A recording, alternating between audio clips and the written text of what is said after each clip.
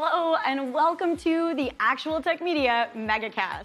My name is Jess and I am excited to be here with you all today. But before we jump into our content, I have some basic information to cover with you. Let's kick off our day here today by taking a quick tour of your audience console. And we're going to start with the questions window. Now, if you haven't already said hi, there is a whole audience of cool humans out there, so reach out and give a wave to the other members of the Actual Tech Media community.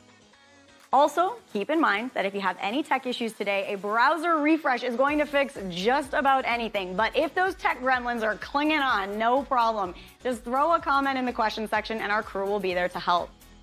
We also want this to be an informative webinar for you. So throughout today's Megacast, we hope you'll get engaged and ask all of your burning questions. Not only will we have team members responding to you over live chat, we will also have a dedicated Q&A session at the end of our presentations. And if we do not get to your question during the webinar, don't worry, because the awesome experts that we have here with us today will be following up with you after we wrap.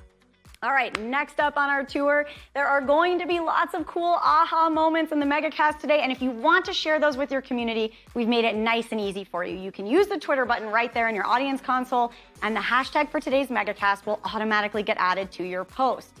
And our last stop on this guided tour, be sure to check out the Handouts tab for some resources and takeaways from our speakers here today. We have an info pack collection of solution briefs, white papers, data sheets, free trials, ebooks, upcoming webinars, and more.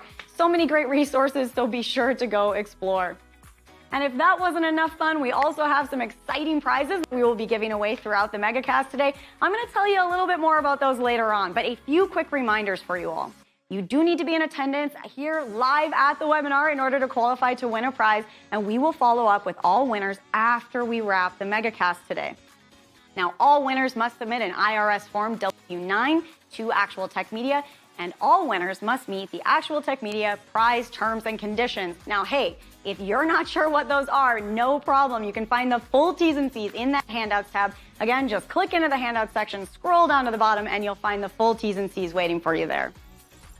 Now, the absolute most important thing to remember here today is that we love getting all your insightful questions during these live webinars. In fact, we love it so much that we have a special additional prize for all you inquisitive folks out there. In today's Megacast, we will be giving away a prize for the best question asked in each of our sessions.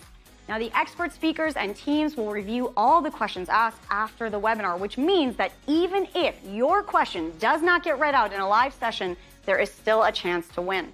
If you are a lucky winner here today and would like to donate the value of your prize, we have several wonderful organizations that we partner with. So let us know when we follow up about winning, and we will get that rolling for you. Again, we are so happy to have you all here with us live at the Megacast today, and we want to keep that good feeling going. So let's connect on social.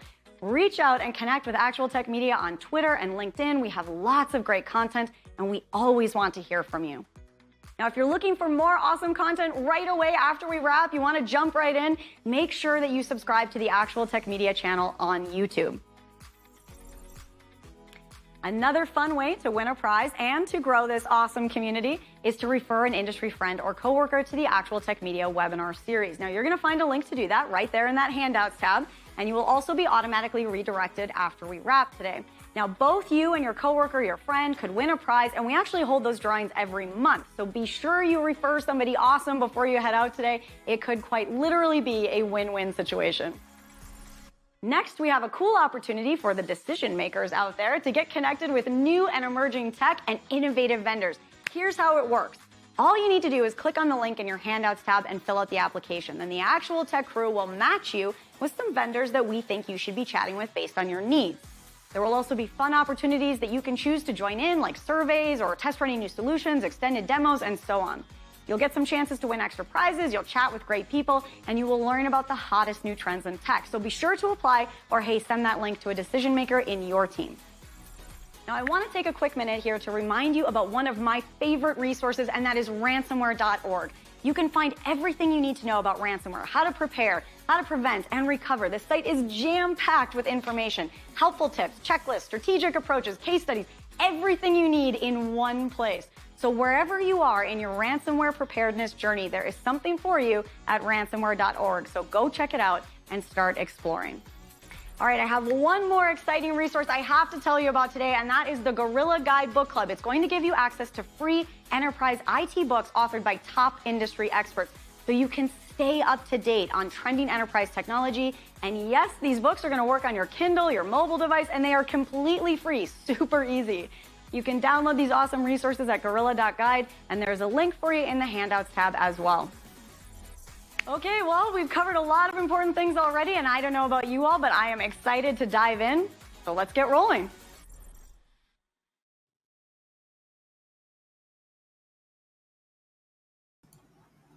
I am with you. Just let's do that. Hey, everyone, and welcome to the Actual Tech Media Megacast. Today's topic is protecting your data, the intersection of data security, security awareness, and ransomware. Does that sound topical? Yeah, I would say so.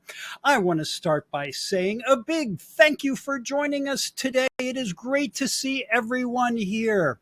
Got you from all over the place, Massachusetts and Tennessee and Chicago and Texas and Birmingham and, well, here and there and everywhere. Love the fact that you all are on and spending a good chunk of your day with us.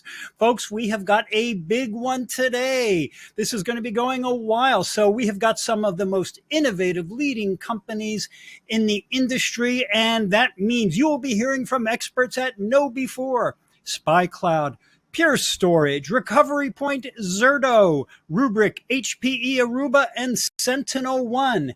Now, that is what I call a killer lineup of all stars in this space. So get ready for serious education. And in terms of who I am, well, I am Keith, that guy second from the bottom there with Actual Tech Media. I am so excited to be your moderator for this incredible megacast today. Other members of the mod squad, as we call ourselves, are the luminous Jess, who you've already met, Mackenzie Pudici, who you're going to be hearing from in another moment or two, and the incredible Scott Becker. And as always with our events, it is not just the free education and amazing content we are giving away. We have got prizes everywhere. We're going to be giving away a ton of them, and they include 7, that is not a misprint, 7 $300 Amazon gift cards. So we're giving away an Amazon card every 30 minutes approximately. Along with that, we are giving away 3 Apple iPad Pros. I love iPad Pros. I've had a number of them over the years, and they are some of my favorite devices ever. So there are a lot of chances for you all to win today. Hopefully one of them is going to be you. So sit tight and hang around for those. Going to be a long day. Get comfortable. Get your coffee or your tea. Coffee for me, tea for my wife. Lock in and get ready, because we are going to be doing a lot of great stuff. And along those lines, it is time to dive in with our keynote discussion. And today, this is going to be between security guru Larry Seltzer and the aforementioned Mackenzie Pudici, who are going to dig into today's topic with gusto. Larry is a good friend of mine, along with being a noted cybersecurity author, speaker, and CISSP holder. So yeah, it's safe to say he knows his stuff. Mackenzie's ready to go with Larry right now. So gentlemen, start your engine. Hello, thank you. I'm excited to be here. I'm here with Larry Seltzer, security researcher, author, and overall just expert in the field. I'm sure many of you know him. Larry, I'm so excited to pick your brain today, and I've got some questions for you. Do you mind if I start off just firing a few questions at you? Go, shoot. Okay, first one I've got for you here is, how has the increasing reliance on cloud computing, remote work, and digital transformation impacted data security challenges and requirements for organizations? Okay, superficially, you might think that it's made things worse because it makes things more complicated, and then you have data residing outside of the company perimeter. But I think that as a general rule, it may have made the situation better, in that the reliance on professional service providers instead of IT well, in-house IT usually puts data security in the hands of more knowledgeable and capable people. No offense to your in-house people. Of course, it's a lot more complicated than that. Whether your organization is all on-prem or hip deep in the cloud, which is an interesting visual, a great deal depends on the responsibility of the practices of your company personnel.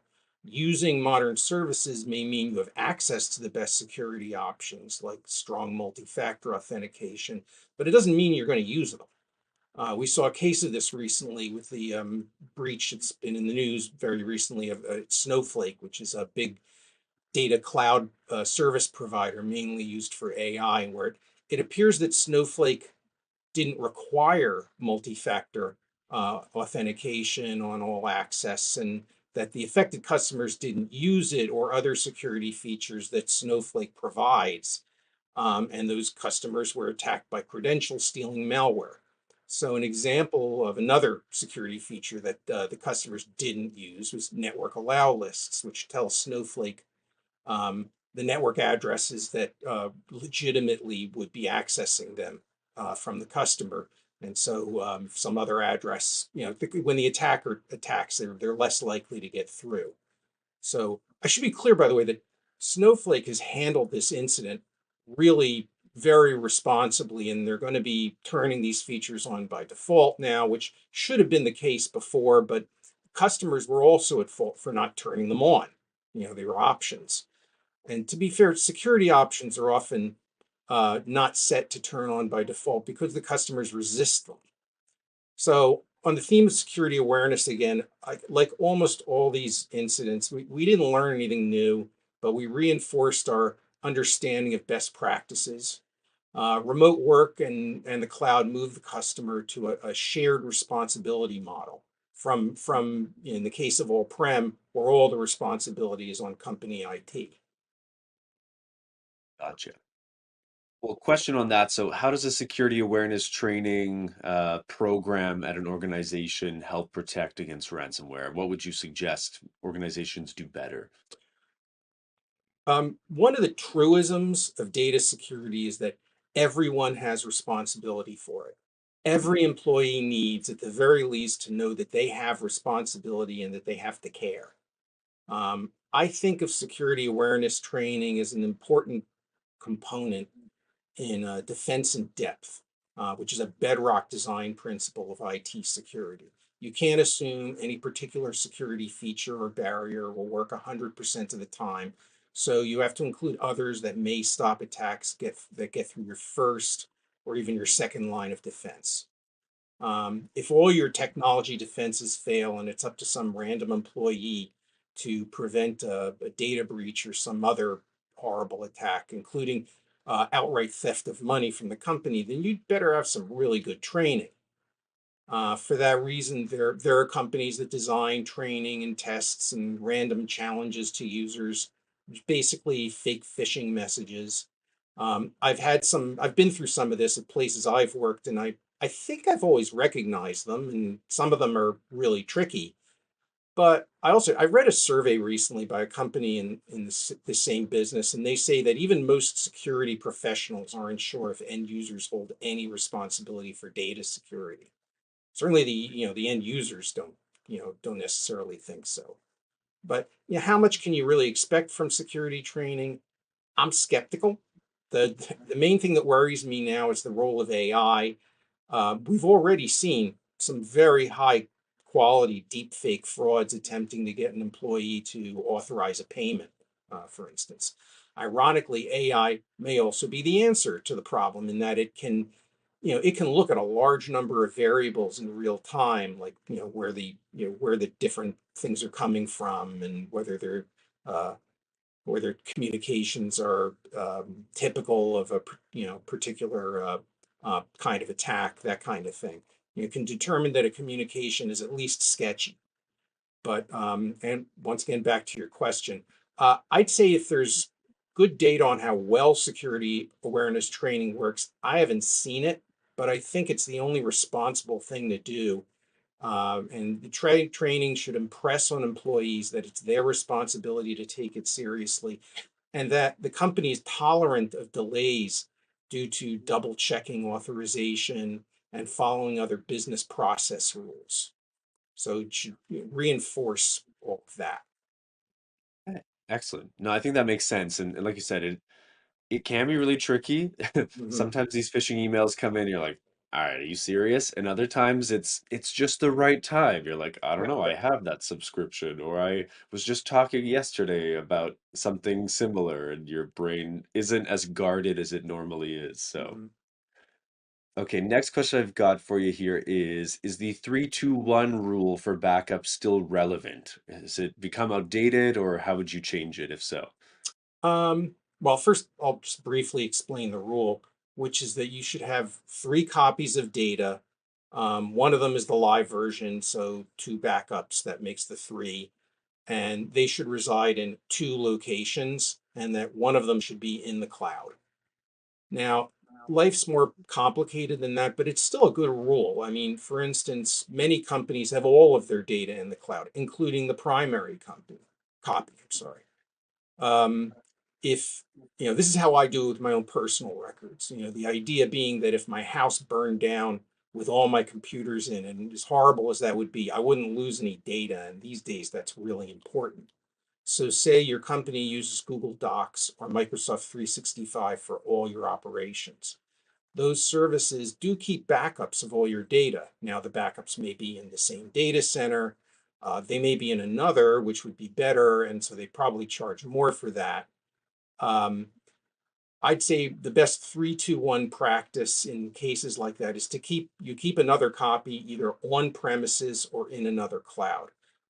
Personally, I have a network attached drive to on my network, and I do backups nightly of multiple cloud services to it. And it could be as simple as that.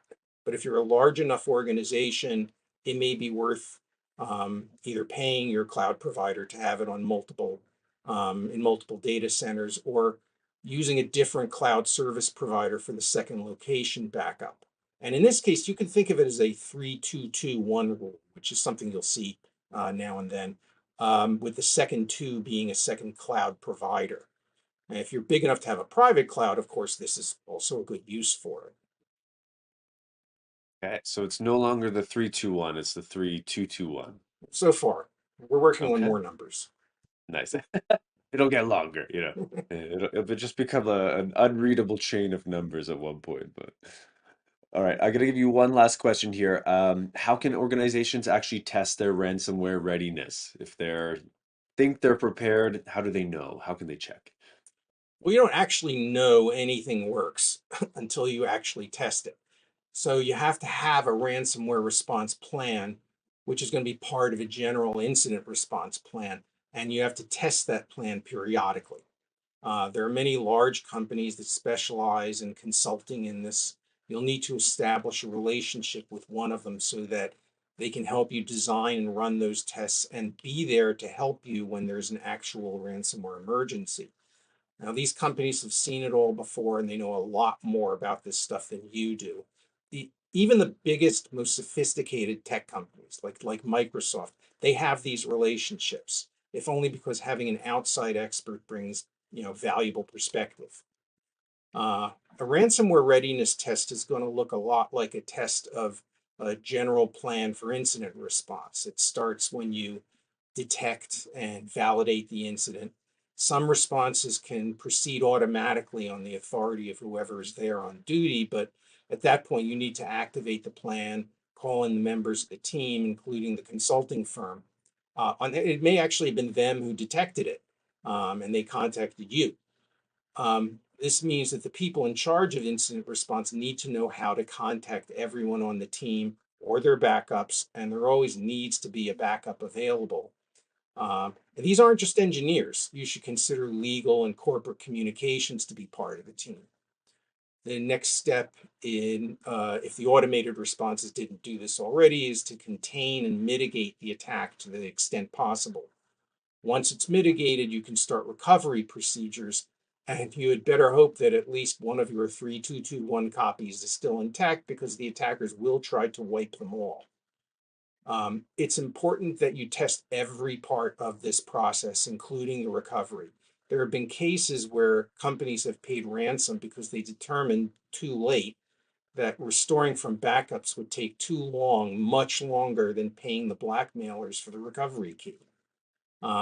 If you want to retain that possibility, and there are differing opinions on whether that's a good idea, you need to either have a stash of cryptocurrency or know that you can get access to one quickly. Finally, I'd suggest that not only is all of this the responsible thing to do for your company, but doing it probably looks good to your insurance companies. So it'll help you that way too. Incredible. Well, thank you so much, Larry. I'm gonna wrap things up and say thank you for being here, and then we're gonna get going with the webcast after this. So thanks for letting me pick your brain. Oh, you're welcome. It's always good to be here. Awesome. Take care and on with the show.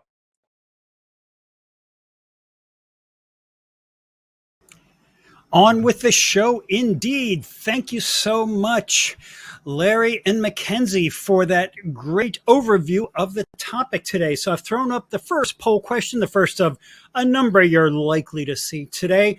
Let us know your time frame for adding new or updating existing IT solutions at your company. Now, this feedback is really important to us, so please do vote in the poll now. And I think that one of the great takeaways I got from that conversation was the importance of testing and validating your backups.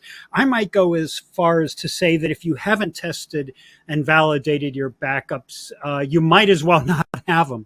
You don't want to go to your CISO or whoever your C level is that you report to and say, well, yeah, we did have backups, but it turns out that they were bad, and that's why we couldn't recover from this disaster, and that's why we've lost a day, a week, a month's worth of data. That's not a position that any of us wants to be in. So for me, that's something that I think people tend to give more lip service to than actual attention to. So just kind of keep that in mind as you continue to vote here in the poll. So with that, folks, I'm going to get rolling with the first session of the day here. And this first presentation in the Megacast comes from our friends at KnowBe4. And presenting for KnowBe4 is Eric Crone, Security Awareness Advocate. That's kind of a cool title, isn't it?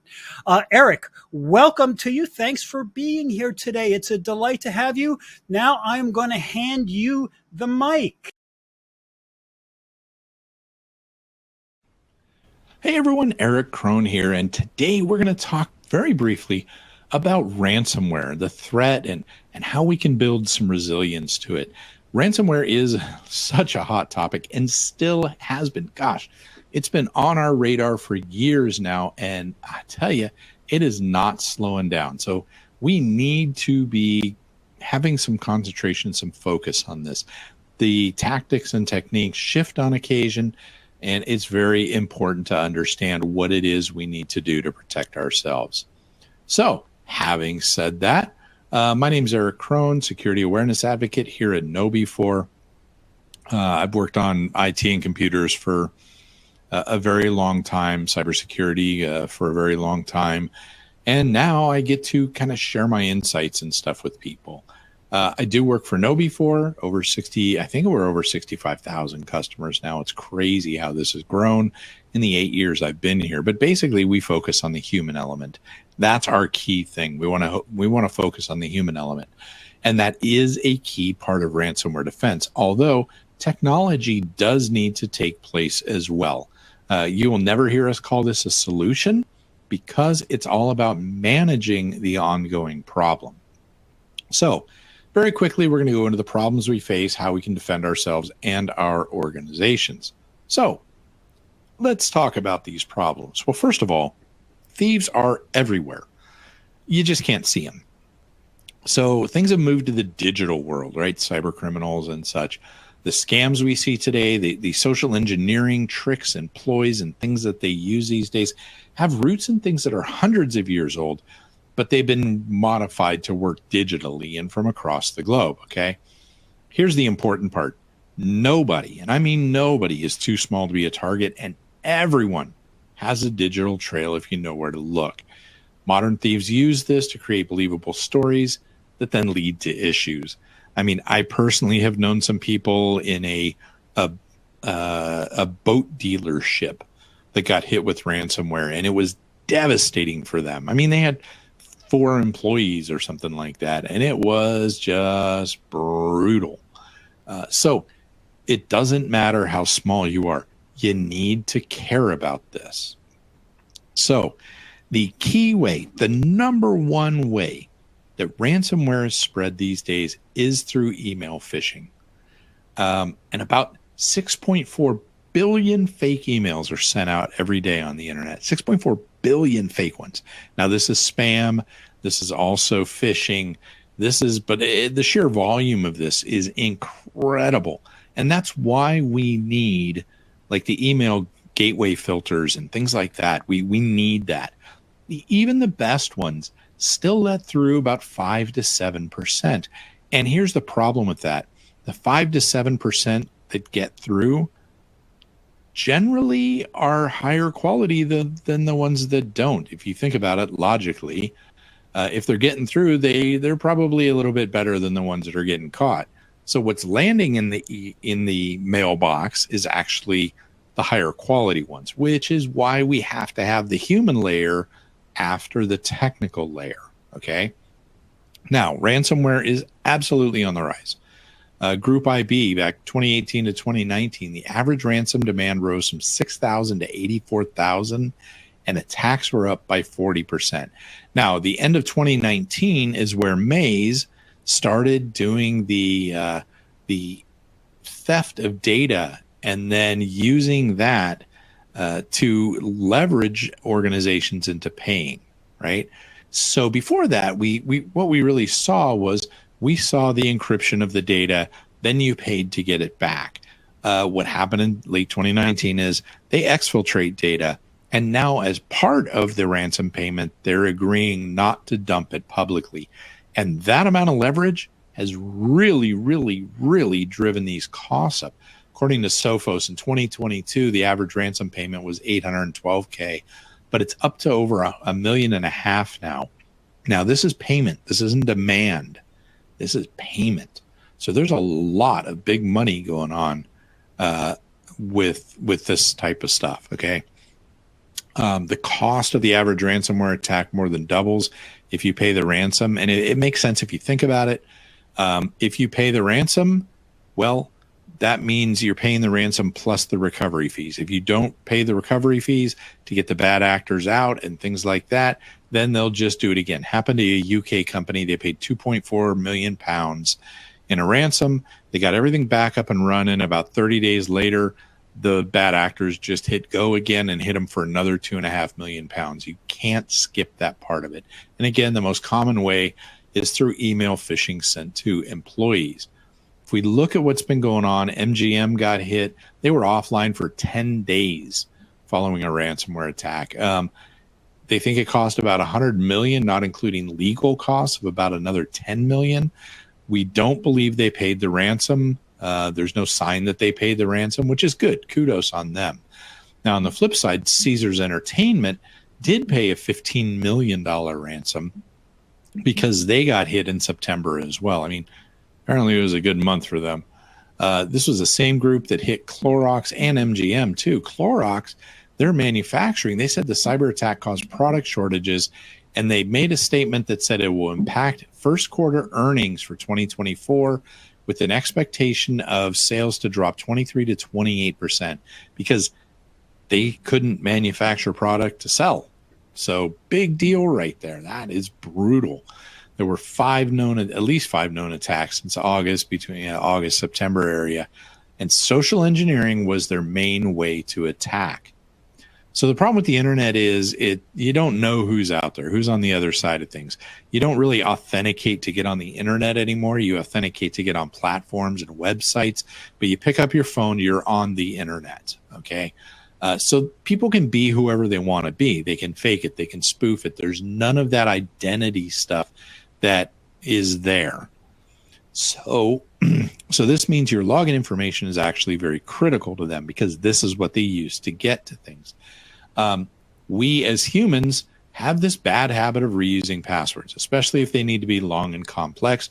We do, 15 characters, upper, lower, all this kind of good stuff. It's got to be, unique, and don't ever write it down. Well, we're not going to be very successful with that if we don't use things like password vaults. Cyber criminals know this. They use it against us. They do a lot of credential stuffing. So that is where they take a list of usernames or email addresses and passwords, like a credential pair. They plug it into some software, and it goes out and it just tries to log into things, hoping you reuse it. Now, they can get these this credential pair from either credential phishing, where they get you to enter it, or other breaches a lot of times. So then it goes out and it ends up, they try to log in on all these places. If you reuse your password, boom, they're in your accounts. Now, password spraying is kind of similar. They know your username or email address, and they use that kind of list of common passwords, QWERTY, QWERTY, those sorts of ones. And they'll use those to gain access to accounts. If you use a garbage password or one that's common, this is again, they have automated tools that'll just go out there with your email address and try all these things. And it's remarkably effective.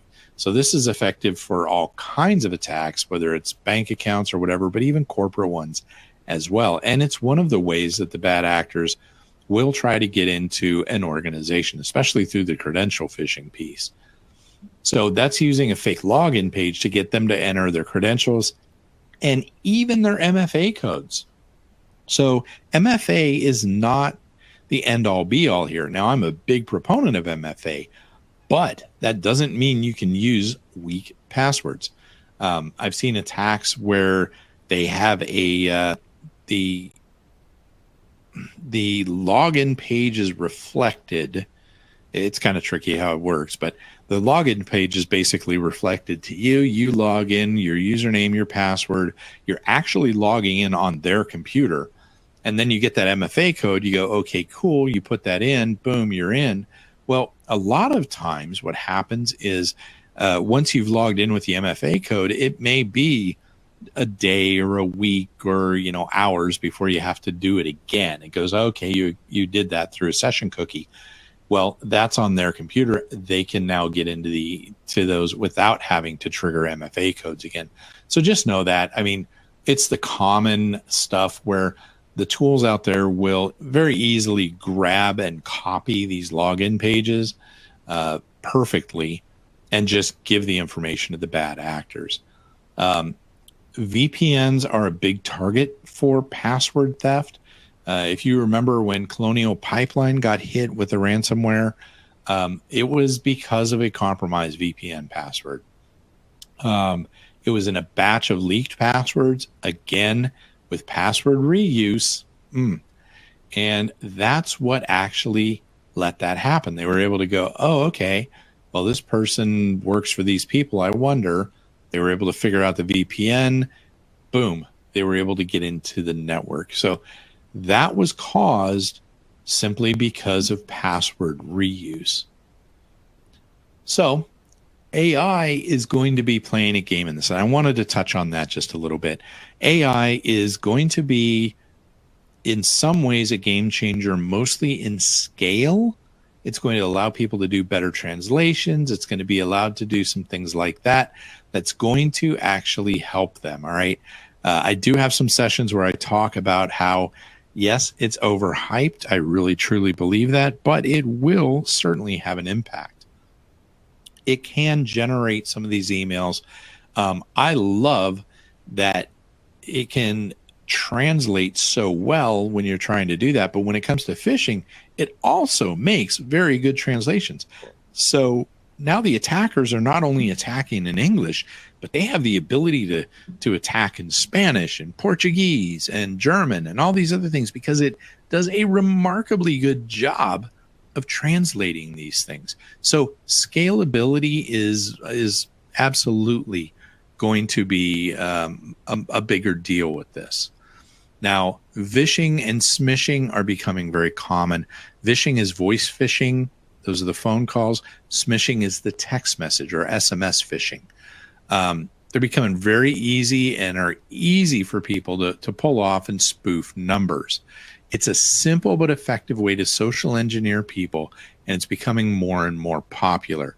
Now, even the CISA group here, they were talking about the Conti ransomware. They were picking up the phone and making phone calls to get in.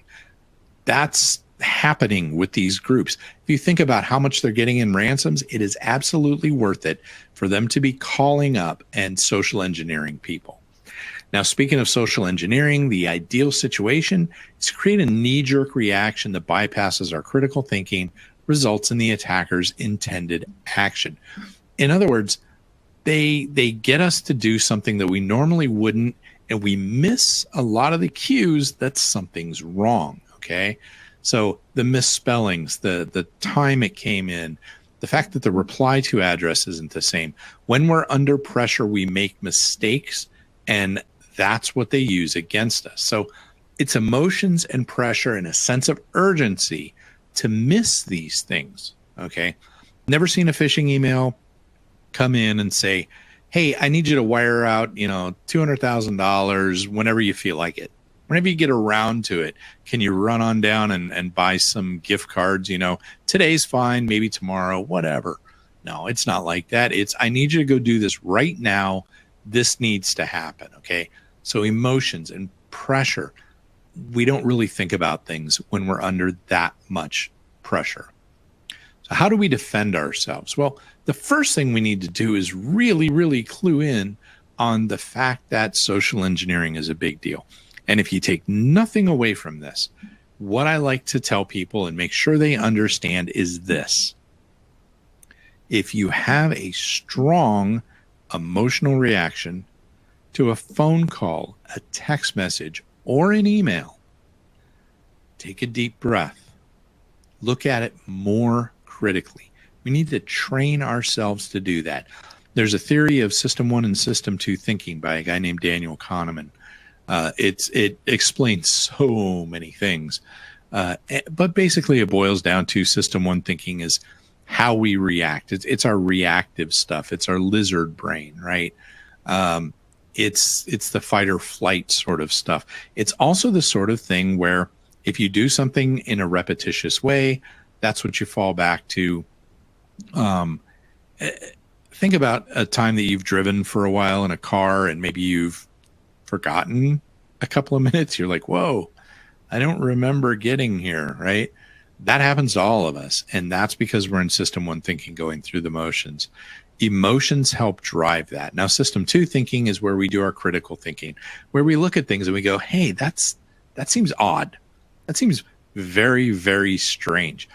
Bob's never asked me to do this before, or, this is against policy and this isn't really coming from their work address, right? Those are the sorts of things that we miss when we're driven into System 1 thinking. It's pretty fascinating. I also do talks on this a little bit, but understand that they're going to use greed, like the Nigerian prince scam, right? Something for nothing. All I need you to do is pay some fees and so on and so forth, right? There's curiosity, there's self-interest, but urgency and fear are going to be a part of almost every single one of these social engineering type attacks. It doesn't matter if it comes in as text. It doesn't matter if it's a phone call. It doesn't matter if it's an email. Those are going to be there. Helpfulness is another one where, they throw up these charities or come help us with this. These folks are in need. I need you to do this. Go over here, create an account, whatever. That kind of stuff will do it too. So again, strong emotional reaction, deep breath, look at it even more critically. We need to train ourselves that that's our reaction. So let's talk about protecting passwords. Again, I am a huge proponent for password vaults. We need to educate people why it's so important not to reuse passwords. Now, password vaults are a tool that essentially encrypts all of your passwords, and they are protected by a single passphrase, hopefully. And when I say passphrase, I don't mean just, it's not just a word. it's something along the lines of, you know, the squirrel is wearing purple shoes is one. Throw in some special characters here and there, but you only have to remember one, and it's going to be very long and very secure, and hopefully not a bunch of dictionary stuff or a common phrase or, heaven forbid, a common pop culture music lyric or part from a book or a movie. That's one of the worst ones. People use quotes like that thinking, oh, this will be easy to remember. But yeah, so do a lot of other people. If it's popular culture, that's meaning other people know it too. So the password vaults will generate that unique and strong password. And I love them because basically you go to set up an account, or even when it says, hey, it's time to, you know, redo your password here. If it says 8 to 25 characters, I'll take the little slider and slap it all the way over to 25 characters, say generate the password, and now it is the longest one that it'll take, and that is even more secure. I don't have to think about it. I don't have to worry about it. I always tell people, under threat of death, I probably could not tell you what 2/3 of my passwords are because I've never seen them. They were generated through one of these password vaults. So it'll help you not have to reuse them or come up with variants off the same one over and over again. We need to make sure that people don't reuse those passwords. Otherwise, we have things like, you know, the example I gave earlier with the pipeline, where they use that to get into the VPN, right? The other thing I would say is, especially on a password vault, but in any kind of account that you have going on, enable some form of multi-factor authentication. Now, the two-step versus multi-factor, that's a big argument sometimes. Like, you know, if you get a text message with the code, it's really two-step. It's not really two-factor authentication, but we're splitting hairs there, okay? It's better than just a username and password. Text message or SMS tends to be the weakest ones. Phone apps are better. You know, they're like the authenticator apps that generate a new number that cycles every 30 to 60 seconds. Those are better. They require a little bit more work because we have to have our phone with us, but people don't leave home without their phones these days. And then the physical keys like YubiKeys or FIDO2 keys are the best, but there's limitations, like you leave town without them or you lose your keys. That can be a real challenge with that. So that's why I don't always recommend that for everybody. But at least if you can, use the phone app with your multi-factor authentication. When phishing emails come in, when attempts come in, we need to have a place that people can report them. It helps the organization deal with threats. You can learn a lot from reported phishing emails. You can learn if you're maybe a target of a campaign. If 4 or 5 people submit the same sort of thing, you may be able to run out there and pull them off the mail server before other folks are even exposed to them. So there's a lot to do with that. I highly, highly recommend reporting phishing whenever possible. It also gives you an idea of what tactics they're going to be using. For a lot of organizations, like we use the Phish Alert button, or we have the free Phish Alert button, which is an awesome tool. It plugs into Outlook or Gmail, and all you do is go, boom, report phishing. It'll send it wherever you want it to go, and it takes it out of their inbox. So they're not tempted to go back, well, is that really a great deal on that chicken sandwich, you know? But it makes it so much easier for them to do. Unfortunately, it's a lot harder to do vishing or smishing. But what's nice is if an organization has a way to easily report these through the help desk, whether it's calling the help desk, opening a ticket real quick, make it as frictionless as possible. So in summary, cyber criminals target individuals as well. That means don't reuse passwords, especially personal passwords at work and vice versa. Please, please, please do not cross up on that. Brush up on your skills. That's a very important thing. Have your employees brush up on their skills when it comes to spotting these things and reporting them. Enable MFA wherever possible. I don't care if it's email, social media, shopping, wherever. anywhere that you have an account that it allows multi-factor authentication, you are way better off by enabling that with those accounts. Please don't reuse passwords or use the weak passwords. The credential stuffing issues. I think it was last year or year before, the North Face, the clothing manufacturer, had like 294,000 accounts taken over through a credential stuffing attack. Somebody got a bunch of usernames and passwords out of a breach, threw them at the North Face, and got 294,000 accounts. It was ridiculous.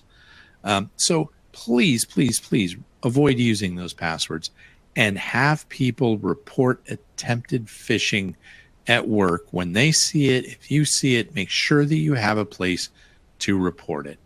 So having said that, thank you very much for listening to this. I'm always happy to have discussions about this. I know this was very quick, very fast, but I hope you took something away from it. Feel free to reach out to me on LinkedIn, on Twitter, through email, carrier pigeon, however you'd like to do it.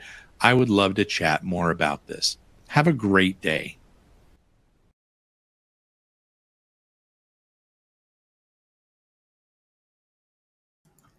Okay, are you all preparing your carrier pigeons to send Eric a note? I know I am. Thanks, Eric, for an amazing presentation.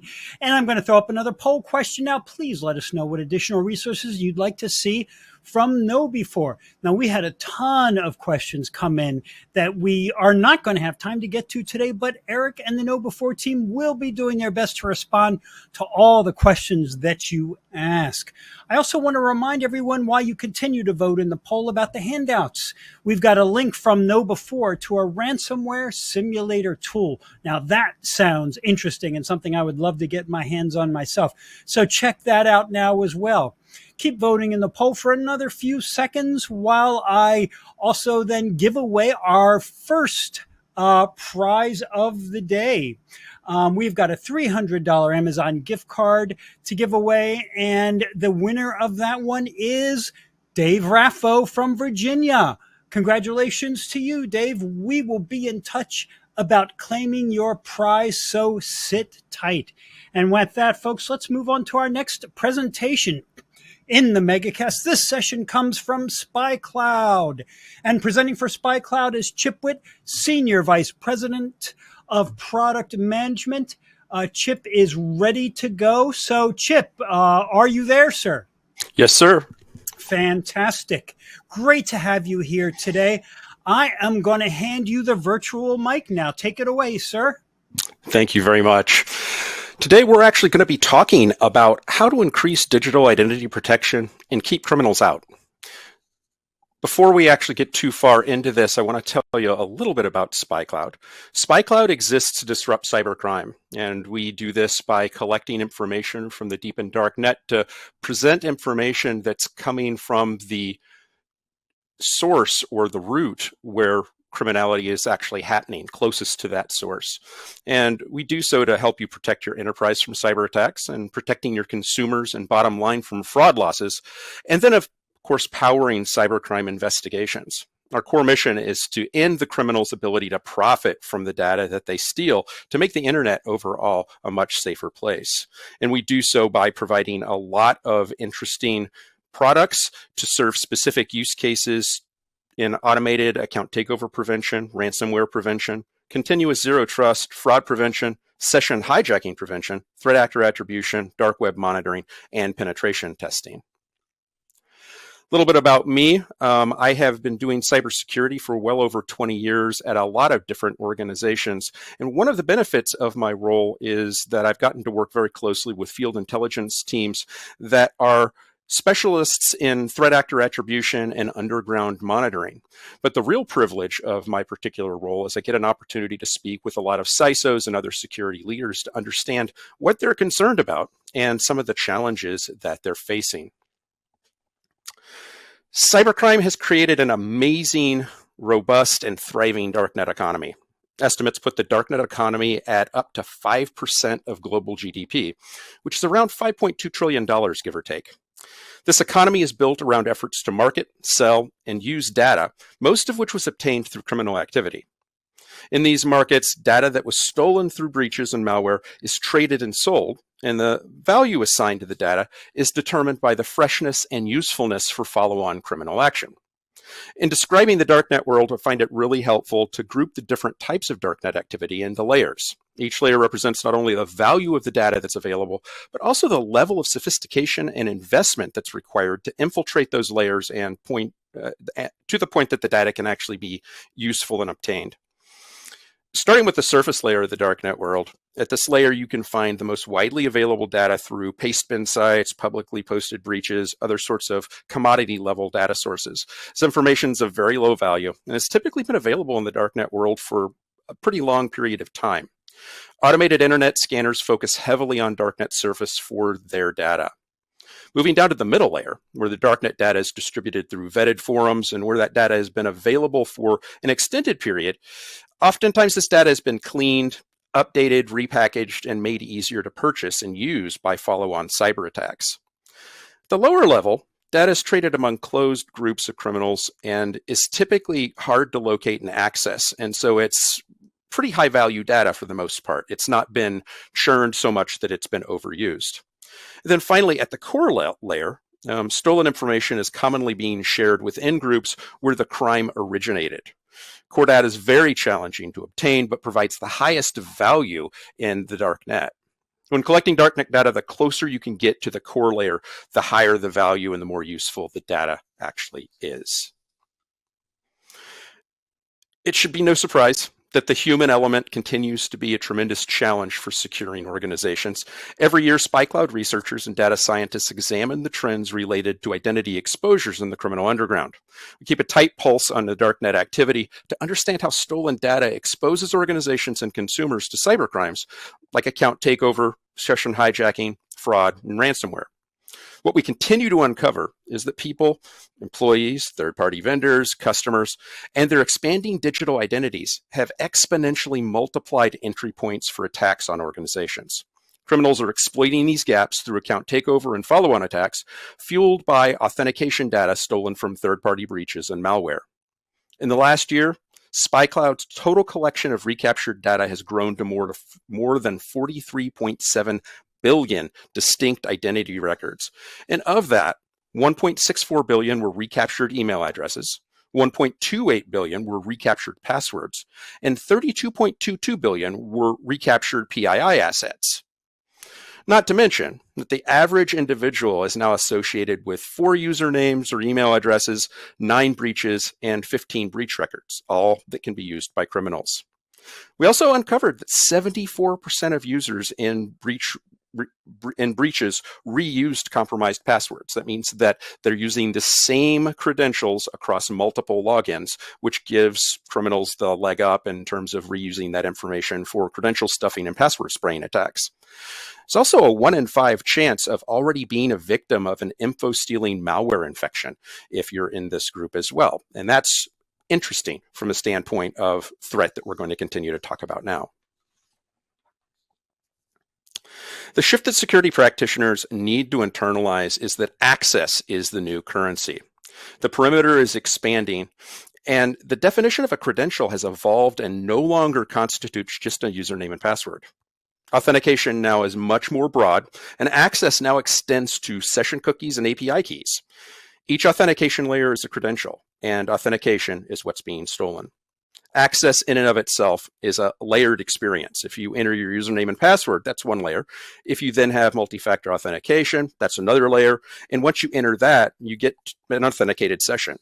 There's a cookie that's created when you create that authenticated session, and it uniquely identifies the device that you're using as having logged into the application successfully, which is then valid for a specific period of time that's specified by the cookie deliverer.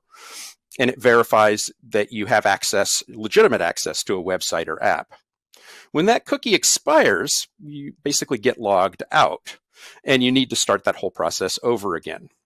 While valid, though, stolen session cookies allow criminals to bypass your single sign-on, your multi-factor authentication defenses, basically invalidating them and allowing free reign to your application's data and network.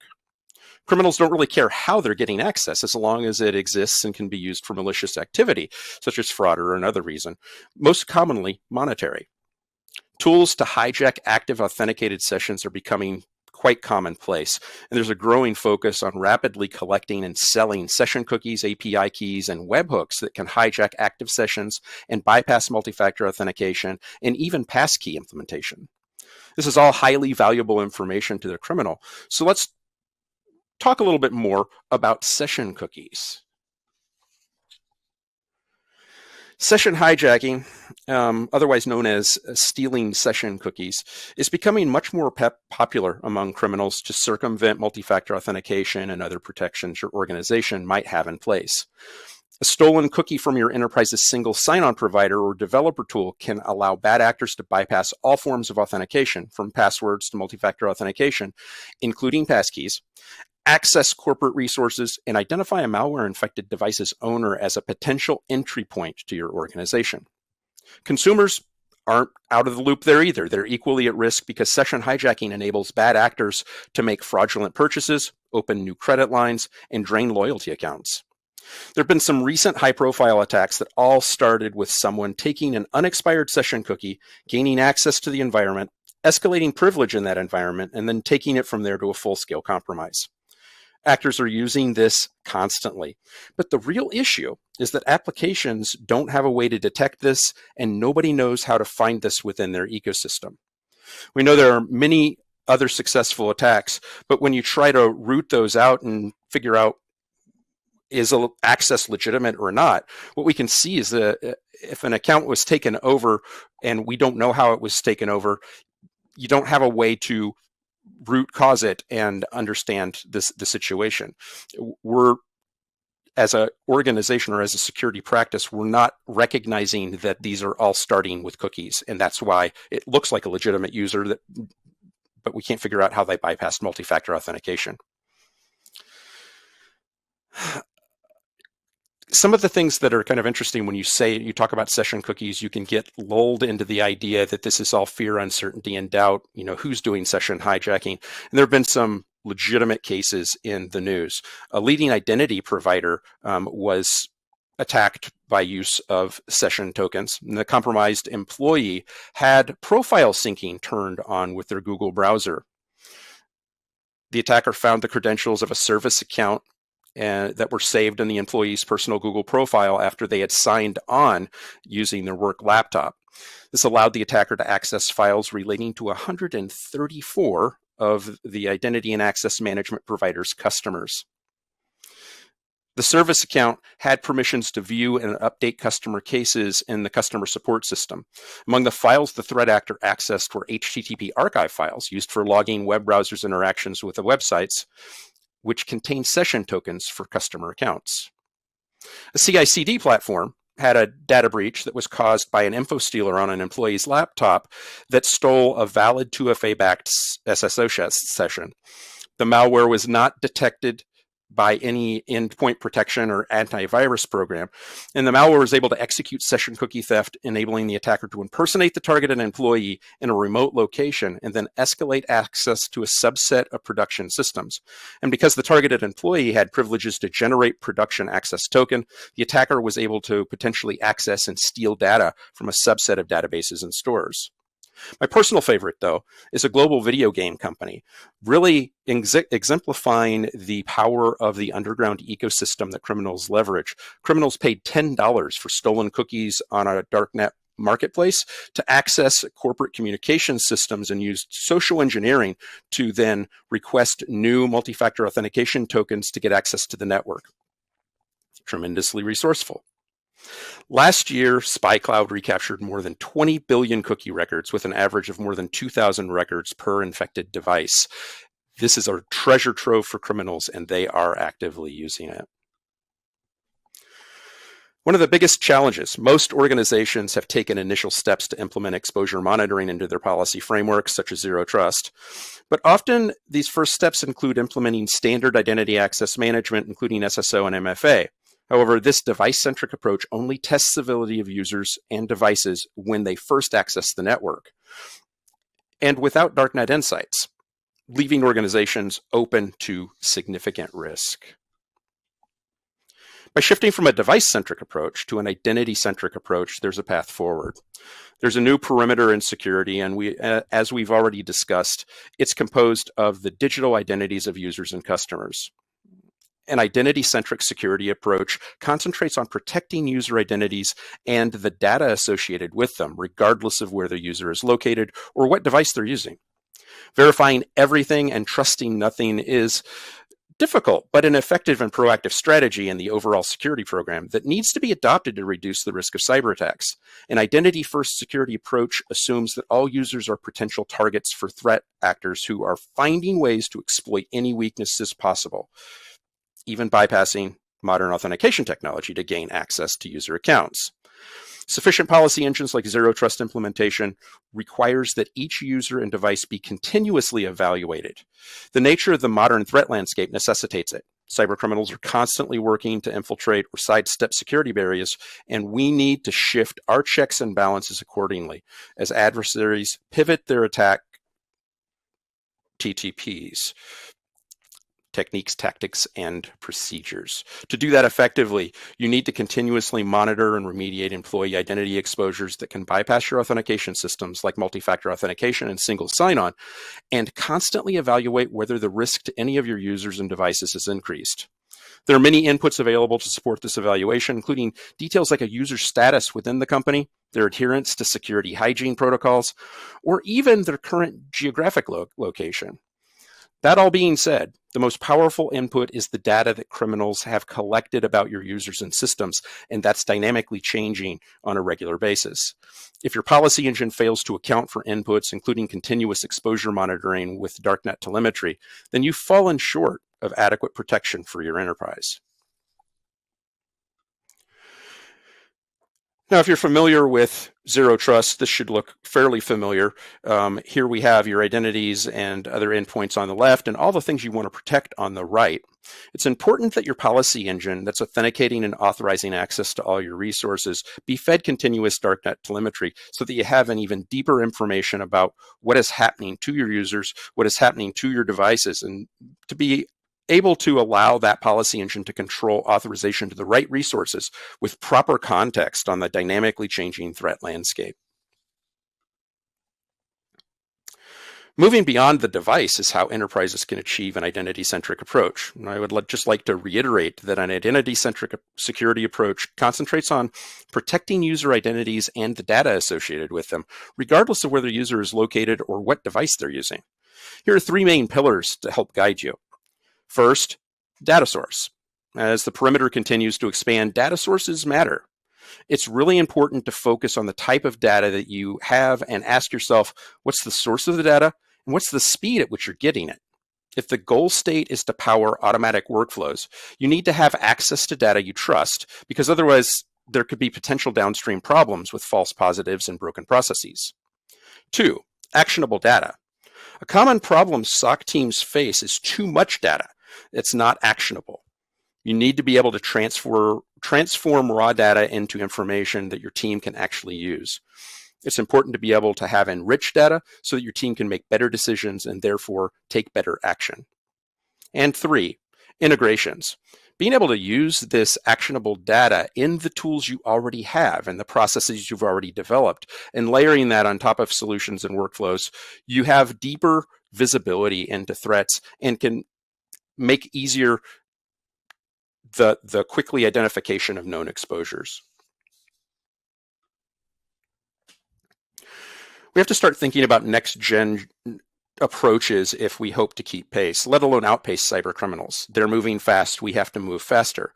If we know one thing, it's that cyber criminals are innovative, and we need to make sure we're being proactive, not just reactive against their evolving techniques, tactics, and procedures. To do this, we have to look at the big picture, which today requires us to think beyond the device and look at digital identities as a whole. It's necessary to shift if we want to really be able to safeguard employees and customers, as well as leveling up our zero trust policies. From account takeover and online fraud to session hijacking and ransomware, you need to act on what criminals know about the identities of your employees, contractors, vendors, and customers, and to be able to act before they do. You need true evidence of compromise and be able to automatically remediate exposures and prevent follow-on attacks. In order to move fast enough, teams need to leverage exposure information in automated SOAR and SIM workflows. Once known exposures have been identified, these automated workflows should be used to remediate and shut doors on attackers, which is key to keeping your lead. Automation not only improves your response times, but also frees up resources for more critical tasks. While the darknet world is comprised of many data types, forums, and conversations that can be helpful context for intelligence analysis, criminals prefer to focus on the largest body of immediately actionable information. This is the data that's coming from breaches and malware victim logs. The scale of this data set is hard to imagine, with SpyCloud currently tracking more than 500 billion assets across more than 40,000 breaches and malware repositories. This data represents usernames, passwords, personally identifiable information, host names, session cookies, among more than 200 data types that we see being shared online. These are the data elements criminals want the most to perform targeted attacks against your business: account takeover, ransomware attempts, fraud against your consumers and applications. We all want to believe that this data is flowing through the darknet is not going to affect us. But with the recent pandemic-driven shift to support work from home, the increased amount of online transactions taking place and more accounts managed by all of us to do so, the amount of criminal activity has increased dramatically. This extreme growth in cybercrime has led to a darknet that is so large and has so much of the world's information in it that it impacts every single one of us. What you need is cybercrime analytics. SpyCloud solutions are built around our cybercrime analytics engine, which is built to address the problems that you encounter when you're trying to trying to use lower and core darknet data, not just learn it or gain context, but to actually take action, make that actionable to protect your business when it matters most. Our engine is where recaptured data from all layers of the darknet is collected, curated, enriched, analyzed, and automated to feed solutions that protect your users and your business. One of the reasons other vendors don't work with the lower and core layers is because it's mostly raw data formats. It's not even structured data. It comes from a variety of broken databases or data structures, often in binary or mixed formats at a massive scale. Our engine specializes in figuring out what the raw data is, how it can be used to protect you, and parsing and curating it so that it can be ingested into our core data set. Our engine also invests heavily in cracking and analyzing passwords and other PII assets, resulting in 90% of the passwords being provided in plain text within our products. Access to these data elements allows us to perform analysis and create relational links between different elements we have, producing actionable insights that help you protect your business better. The output of our engine is leveraged by our products and our APIs for automated protection use cases. These include enterprise protection, which encompasses ransomware prevention and account takeover prevention, and online prevention. We also support cybercrime investigations with access to our data set. Our analytics engine is built to provide you with the industry's deepest and broadest data set that's collected extremely early in the cycle of crime to actively protect your business. SpyCloud enhances critical aspects of your security defenses to safeguard your sensitive data against next-generation cyber attacks. To get a glimpse into the power of cybercrime analytics, start by checking your enterprise exposure. We will reveal real-time insights on exposed employee credentials that are in the hands of criminals and share the results, including any previously unknown exposures that SpyCloud illuminates, all in a custom report. Want to know your exposure? We recently revamped Check Your Exposure on spycloud.com. It's a free tool. All you have to do is provide your business email and see details on your company's risks. Your customer exposure report will include an overall security risk score for your business based on SpyCloud's data, taking into account malware infections and plain text passwords, a count of malware-infected records associated with employee email addresses, which may indicate active infections and exposed active session cookies. Also, insight into third-party breach records, exposed executives and VIP credentials, estimated password reuse, and PII exposure for your employees. Specific breach and malware sources with detail on when SpyCloud published the data to consumers and compromised data types, and that's quite useful. That ends what I wanted to talk about today. So now I open it up to anyone that wanted to ask any questions and find out what you want to talk about today. Hi, Chip. Yes, it seems like people want to talk about a lot with you. We've got a bunch of great questions coming in, and that means you have really struck a nerve. So I appreciate that.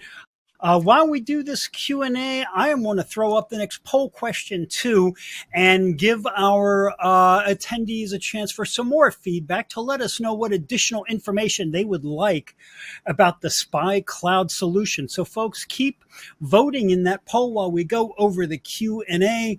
And I also want to remind everyone about the handouts. We have got an enterprise buyer's guide from Spy Cloud. So if that sounds like something you'd like to have, check that out and download it now while we do some Q&A. It's absolutely free and something that you really should be having now. So with that said, I think one of the things that really struck me with your presentation, Chip, was that the $5 trillion dark web economy, that shocked me, I have to say. Were you surprised when you saw that number? I've been doing this long enough that it did not surprise me. One of the things that's universally true is criminals don't know each other, they don't trust each other, but they find amazingly innovative ways to work together to profit off of the data that they steal. And this means building large ecosystems for stealing initial data sets, repackaging it, selling it, providing tools around it. So it's a whole underground economy. And so it doesn't really surprise me, sadly. Yeah, for sure. Okay. Stephen wants to know, first question up for you. Has Spy Cloud seen more secure environments by using passkeys over using MFA, i.e. multi-factor authentication? You know, anytime the security landscape changes for the positive to get passwords have been a tremendous problem for a long time. I think a previous presenter was talking about password reuse. I mentioned it in my presentation. Users fall back on bad habits. And a lot of times that means keeping a list of passwords that they want to reuse over and over again. Passkeys bypasses that. It gets it out of the user's hands and having to set a password, and makes it a little bit easier to secure. However, as I talked about, one of the things that we're seeing criminals shift towards is using session hijacking tactics. And passkeys still fall victim to that because you're still authenticating. You're getting a session token for that authenticated session. And if that session token is stolen in the time frame that it's still valid, that kind of throws away any other credential-based, whether that's passkey, password, MFA, throws that out the window in terms of being useful as a protection against that attack. Great. Okay. Thanks for that. Jonas has a question. Where does Spy Cloud pull its data analytics from, and what sources of information do you use to compile and create reports? Really solid question there. Yeah, we actually, we collect information from all over the dark web. We pull that data in. It is enriched and curated. We do a lot of our own analytics work. We have data scientists on staff that actually help tell the story of that data and to draw linkages between that data, and then that is presented into our product. But the sources are vast. They range from underground marketplaces, chat forums, other sorts of places where criminals are actively engaged. Most of those require some sort of reputation-based invitation to gain access to. So there is some researchers have to have a little bit of tradecraft capability there as well, especially for the deeper levels of the darknet, as I described. But that information is all curated, ingested, and managed by our automated ingestion processes. And as I said, one of the huge pieces of value for organizations that are looking to prevent account takeover threat, for instance, is the fact that we include plain text passwords, which allow you to not just get a notification that a user has been exposed, but allow you to then go that second mile to determine, hey, is that password long enough to meet our minimum requirements? If it is, then I want to go a little bit deeper and see if that password's actually in use in my environment and force a password reset to remediate that threat. So we provide that level of detail in the data that we provide for all of our use cases. Oh, fantastic. Okay, I think we've got time for one more question that we can squeeze in before we have to let you go today, Chip. And this is from Justin, who asks, what's a realistic time frame to implement a solution like yours and fine-tune it so that you're getting actionable information and alerts? There are a lot of different answers that I could give to that question, and the best one is it depends. But I'll go a little bit further in that. If you want to monitor your email domains for and checking on your employees to see if they're exposed, you can be up and running in as little as 5 minutes getting insights. In fact, check your exposure is another path that's even quicker, right? You can immediately begin to get value from SpyCloud. Now, instrumenting it into your environment can take anywhere from, 30 minutes all the way up to, a project level scale, depending upon what you're doing. We have, for enterprise protection, we have an Active Directory Guardian that can plug into your Active Directory infrastructure, and that installs very, very quickly as soon as you have the right permissions on the account to be able to access what you need in Active Directory. You're immediately getting benefit and can automate remediation. We have integrations into SIMs and SOARs that allow you to leverage the data in existing workflows, like at Palo Alto Networks XOR. You can actually pull in our data, set up alerts and workflows, leverage our pre-built playbooks to customize your own playbooks to then pass on to your remediation path that you want to use. That can take a little bit longer depending upon how you're structured and what workflows you want to work with. And then we have APIs. We have APIs for both enterprise protection, for consumer protection, and also our investigations tools that allow you to get up and running fairly quickly and kind of choose your own adventure into how you integrate our data into your processes. Last thing is we have a robust portal for investigations as well that makes the data more accessible to novice investigators and saves time in finding the root threads to pull in terms of a incident investigation. So again, it depends, but there's some broad stroke answers, right? the consultant's answer. Yes. Absolutely. But options are always good. Well, Chip, I want to thank you so much for being on with us today and educating us on what SpyCloud is doing. It's been fascinating to have you on. So thank you so much for your time and insights today. Thanks for having me. All right. And with that, folks, I'm going to give away another couple of prizes while we queue up the next presentation here. Now we have got a $300 Amazon gift card and our first iPad Pro of the day to give away. So while I do that, please keep voting for another few moments on the SpyCloud poll. And the winner of the $300 Amazon card is Wendy Quach from Texas. And the winner of the first grand prize, iPad Pro #1, is Jeffrey Place from Pennsylvania. Congratulations to both of our winners. We're going to be in touch about claiming your prizes, so sit tight. You will be hearing from us very soon. And with that, folks, let's roll right along into our next session in the Megacast. This one comes from Jason Walker. I've worked with Jason before in the past. He's always a delight to hear from. Jason is Global Practice Leader for Cyber Resiliency with Pure Storage. He is on and ready to go. So, Jason, I wanted to thank you for being on with us today. I'm going to hand you the mic and take it away, sir. All right. Thank you very much. It's great to be here. I'm Jason Walker. I'll have a little title slide with a terrible picture of me in a couple of slides, so not to worry about it. But what we do want to worry about is talking about cybersecurity, and obviously, it's not just Bob's job anymore. It's a long time ago, even 10 years ago, not that so long ago.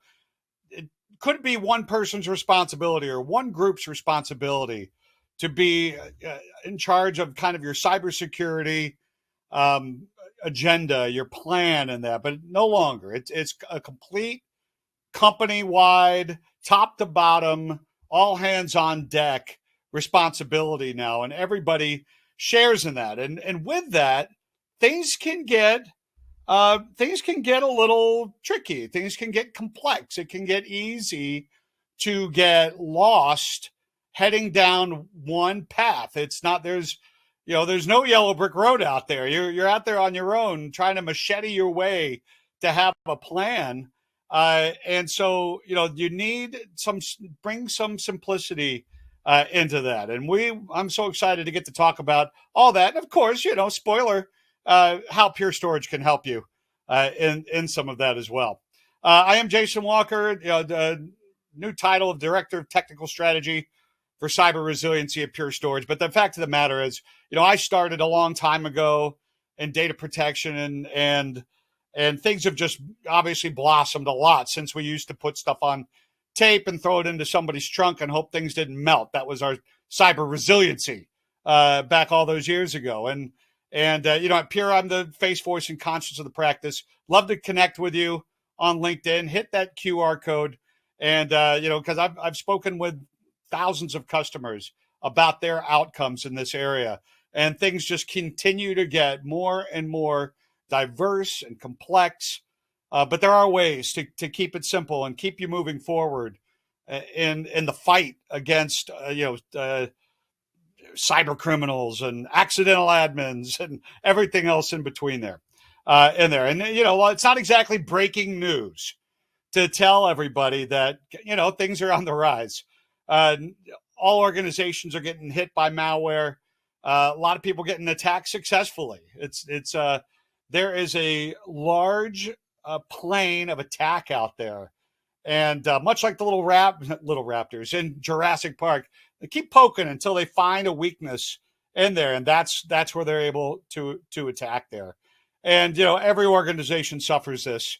Even in the last 12 months, a third of organizations have suffered an attack on that. But, it's a lot of these folks are getting attacked a second time. It's not like getting the chicken pox. You don't get it, itch a little bit, and then, and then it's all gone. Boy, that was terrible, but at least it's all over. It's an ongoing cycle in there. So it's important for every organization to get sharper every time they're attacked and to do it. So you say, wow, it's great. That's great. But now, Jason, you're telling me that it's so diverse and there's this big attack plane and everything's on the rise and everything's more expensive now. Cost per downtime per hour is up. Sounds like a lot of doom and gloom in that. But, we're all fighting together to make it more simple. In fact, we've got the NIST framework that we can follow and going down, the identity and protect and detect, respond, and recover that we've always had kind of as a guiding light to steer us through, and adding in with 2.0, a little more in the recovery area, but obviously it's something that we've talked about for a long time at Pure, wrapping a true governance. It's not just Bob's job anymore. Wrapping a governance, wrapping a framework around company-wide communication, tabletop sessions with your board and with your leadership to get everybody on the same page, to again, tighten up these attack cycles as you're going along. And so, you can go through that framework. And also, we've got all of these directives and guidelines and things that we have to follow from a governance standpoint that are out there. And there's some, common themes to these things. And, I highlight a few of them here, risk management and assessment and enhanced detection and monitoring, data protection capabilities, recovery methods and tools, and, threat level testing and reporting that back. And to do all these in a tight cycle, it used to be we might just do one a year in there, DR test, right? Go off site and recover a few machines and make sure we can keep the business running. But it's not just about keeping the business running. It's about keeping your data safe and understanding what that is. And these cycles aren't year long. They're very tight. And the more you can communicate with each other, the more you can add some operational resilience in to your game plan, the less painful those cycles are going to end up being there. So you definitely want to take advantage. So, these things like DORA and NIST2 that are overseas and everything that's being added in from that perspective are going to bring some more of these things through. So you're better off now getting your head wrapped around how to do this really well. So you say, okay, that's great. And then you walk into some place like RSA and there's this, oh my God, where do I start? out here. You could literally go down any path, and you talk to a great company after great company with great solutions, and you just wonder to yourself, okay, I guess we'll do some of this and maybe some of that. But how do you know when you engage with these things if you're really addressing everything that you need to? How do you tell the board? How do you tell senior management? Or how do they talk? How do we all talk to each other and know that we're successful and how that is? So, the answer to that is to try to simplify things as best as possible. And our guidance at Pure Storage is to try just simplify your resilience strategy. Put projects, put solutions into easy to manage buckets that can help you identify and analyze success or gaps after every attack in there. And, these are my buckets. You don't have to adopt Jason Walker's buckets, but this is an example of what we would tell customers to start to get into. And maybe some of you already are going down this road. That's great. Maybe some of you are like, finally, yes, thanks for bringing it down a little bit and simplifying it in there. But, one bucket is visibility. This is something that we all kind of know already. But as you investigate ways to improve, you have to ask, do you know what data you have and how to protect it? What level of importance to assign, to classify with that, and go down that road? How much control do you have over your data? If you have data in one place, it's not a lot of control there. How much resilience is built into your environment? Data resilience.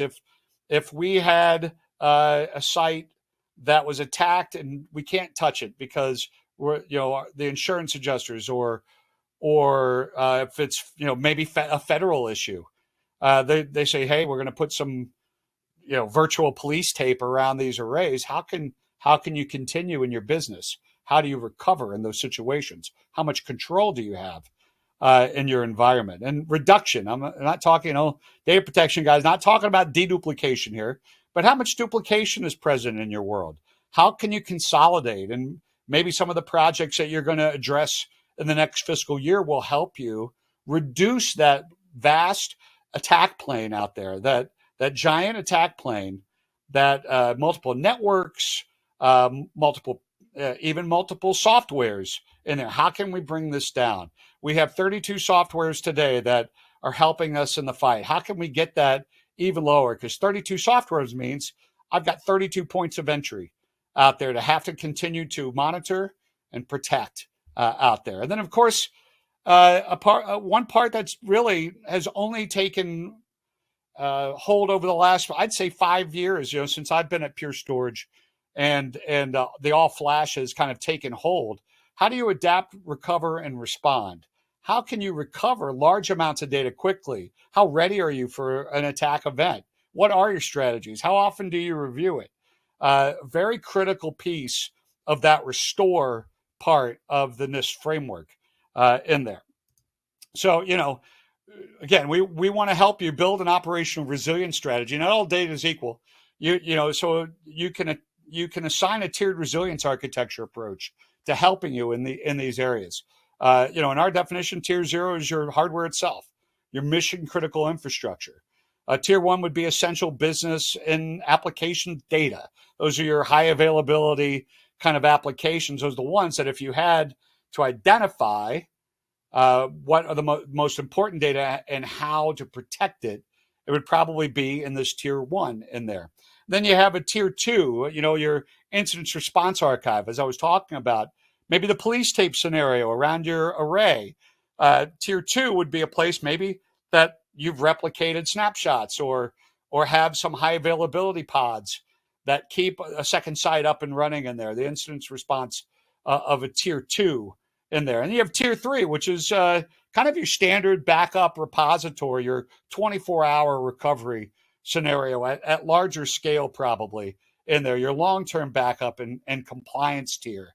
And then tier 4, if you've got a long SLA around retention for data, this would be your isolated recovery site. This could be your could be cloud. It could be tape in there. It could be spinning disk somewhere in a bunker somewhere in there as well. So that would be tier 4. But how does that look for at Pure Storage? Well, I mean, here you go.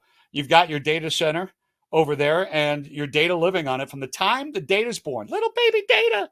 You want to protect the baby. Won't somebody think of the baby data? Well, we do. We think of the baby data in there. And as soon as data is born, you can protect it with great metadata snapshots with Pure Storage. Then with those snapshots, you can protect it with something we call safe mode. That is a methodology to protect both the snapshots and the schedules and retention schedules from manual eradication. Now, this can be the cyber criminals with the masks coming in and trying to blow away all the snapshots so they can't recover.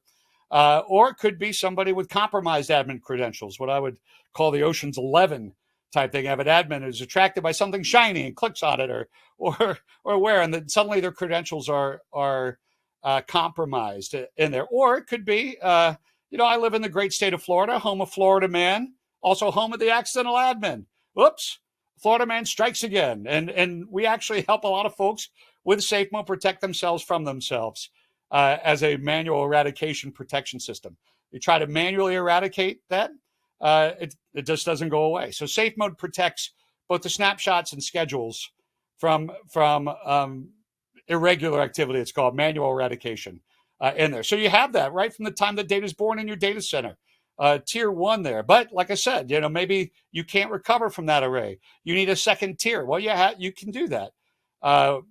With Pure Storage, you can use async replication or zero RPO, near zero RPO, to send data to a second site and be able to take action there. Now, by the way, that's also protected with safe mode in here. So you have a second thing. Then, hey, great, I'm going to stream my backups. Well, when you're streaming backups, data is larger than ever. I don't think anybody listening, no staff, no nothing, is using less data than you were using even a year ago in there. So data continues to grow.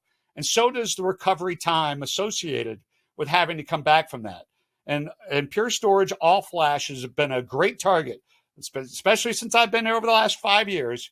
All flash has taken hold as a very reliable RTO for recovery at scale. And certainly you can do that. And that's where you look at it, site 3. You're thinking about time to recover as part of your strategy. Not just, you have your resilience, you have your control, but now you also want to respond in a timely manner because that cost per hour downtime continues to rise. You have that. And then, your data bunker, and you can still use all flash for that, highly available, lower cost out there in your data bunker as well. So you have it pretty much all covered there in a tiered resiliency architecture around with Pure. So there's other things too to consider with this as you're looking at your cyber resiliency, as you're keeping your bucket straight and you're evaluating what to do. We talked about the tiered resiliency where you can leverage snapshots and asynchronous replication and near zero RPO with what we would use as active cluster, or near zero and active DR, or DR as a service with Pure Protect, that you can do that with there.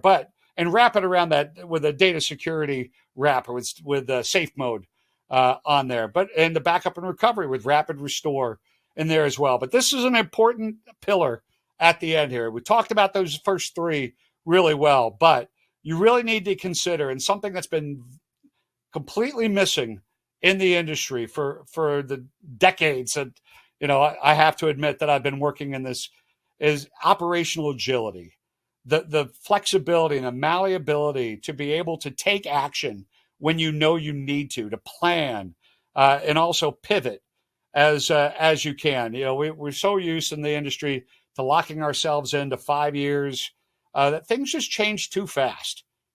Things change so quickly. You guys are walking in every day to new SLAs, new applications, new threats. You need to be operationally agile to be able to address that. And we do this with a combination. First is Pure One, our reporting tool that can give you a data protection assessment and it gives you a resiliency score. How resilient is your environment, 1 to 5? So we take a look at the arrays that all of our Pure Storage fleet and be able to assess that and give you a score based on snapshot and safe mode and replication in there. You have some AI-driven planning involved in scouting. What if we turn on snapshots for these? Like, how much space did that take up? How do things look 6 months from now based on what I'm doing here? How about I filter out some of the things and just look at the volumes I'm using? Fantastic. That's a great strategy. Workload placement modeling. Well, I'm looking to migrate. I want to see what this new workload would be on my pure fleet. You can definitely do that. Set performance SLAs, and you can do this at great scale. And we're modernizing ever more along the line. And then you have the modern flexible consumption model with Pure of the Evergreen model. And whether it's a total subscription with Evergreen One or you're using Evergreen Forever, you know that you don't have to buy the same terabytes twice, non-disruptive upgrades, no more 3-year maintenance model. And it keeps you operationally agile to be able to address all these things that you're going to be looking at. So, when you're putting these buckets together, it makes it real easy to share with the board and be able to say, we invested in Pure Storage last year, for example. It could be anything that you're investing in. But you say, here's what we looked at. And after every attack cycle, you can go back and go, was our recovery fast enough? Did we address, how did our reduction in products do in there? Was it worthwhile? How do we track and come up and keep it simple so you're able to cycle through more and more and keep it tight in your strategy there. So that's what I wanted to share in here. And I'm sure there's some questions in there. And no, that's not an actual picture of me there. That's definitely Bob right there. He's got a name tag right there that says it. Hey, Jason, how are you? Maryland man here. That would be me, Keith. But we have plenty of admins who I think are from Florida or were at one time. So great stuff here. Always love having you on, Jason. And while we get our questions queued up for you, I want to put up the latest poll question. And that is up now. What additional information would you like to see about the Pure Storage solution? Please let us know while we do some fun Q&A with Florida Man here. I also want to remind everyone about the handouts. We've got a PDF from Pure Storage on all flash data protection. Be sure to check that out if you'd like more detail. And I imagine many of the attendees would like exactly that detail. So head over to the handout section and get that while we go over some questions. So are you ready, sir? Let's do it. All right. First up, how do you mitigate risk when third parties are involved? That's a good question. I have my own theory on here. It's one that a few of us in Pure Storage definitely hold to, is that you want to treat third parties like you would treat your own internal risk. You have a score that you can score vendors on, and I would score them against the main, your main bucket points, and treat them just like you would your internal thing, and make sure that they're as educated and against cyber attack and being exposed as anybody else would be. Absolutely. Great. Okay. Next up, Wesley has a question. Does Pure offer a dashboard and ways to export what Pure is doing so the status of resiliency, for example, can be shared with upper management? Yeah, absolutely. Yeah, you can certainly do that from the Pure One console and be able to export and take a look at those reports. That's a great question. It is Pure One is a unified dashboard there. So you take a look at your entire fleet through that Pure One dash, and if you do the data protection assessment, the resiliency score will show your score over all your arrays, but you can filter to give yourself a more meaningful score if you know that one volume has Keith's video collection on it, and you're not really concerned with that. You can filter that out. I'm not going to snapshot that or protect it anyway. You can filter that out and give you the most meaningful score, and then save that and share with others.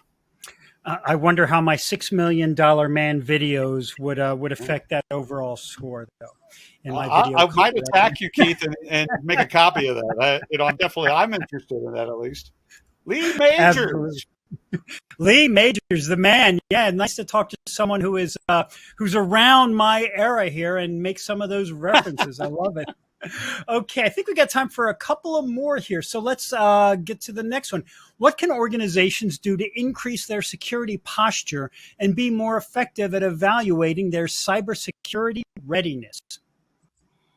Yeah, it's a good one. I think, again, maturing through each attack cycle, having intentional meetings around that, tabletop meetings to assess the things that you've done, but also what you need to do is good. And I'll make one more point. I brought up my little buckets in there. I'll add one in there too. And that's to try to, all those things can be done to try to make the attack more expensive for the attacker. In other words, more time. There's an opportunity cost for those folks too. So the more difficult you can make it with good, strong resiliency hygiene, the better, the more expensive it would be for that attacker. In fact, we've had some folks come in and notice that safe mode was on. Businesses have noticed that the attacker came in, tried to eradicate a volume, saw safe mode was turned on, and they left. And it was great feedback from real customer to be able to hear that, but it made the attack too expensive. They were like, nope, not worth the time. I've got plenty of suckers on the street that I can try to hit. Don't be one of those suckers. Increase that, and your posture will improve over time, as will your readiness. So it'll just become like going to the gym. Even though you don't like it and it's painful sometimes and you're sore the next day, eventually you develop a lifestyle around it and you're in better health for it. Absolutely. Don't let me I think that's ad-libbing is really can be very dangerous, but it is true. It is true. Is more dangerous for some of us than others. And I would add that I can't imagine better security advice, Jason, than what you said a minute ago, i.e. don't be a sucker. Right. So, I mean, that pretty much summarizes everything when it comes to cybersecurity. All right. So before we let you go, and I want to remind everyone to keep voting in the poll. For those who want to take the next step with Pure, who've been totally jazzed by your presentation, what do you recommend they do as the next step, Jason? Well, like I said, if you got my thing, you can always reach out to me there, but hit purestorage.com and you can find plenty of landing spots for things around cyber resiliency. Also, take a look at the paper. You're like, oh, Flash, data protection doesn't sound right, but it is very right, and customers have been able to take advantage of that greatly.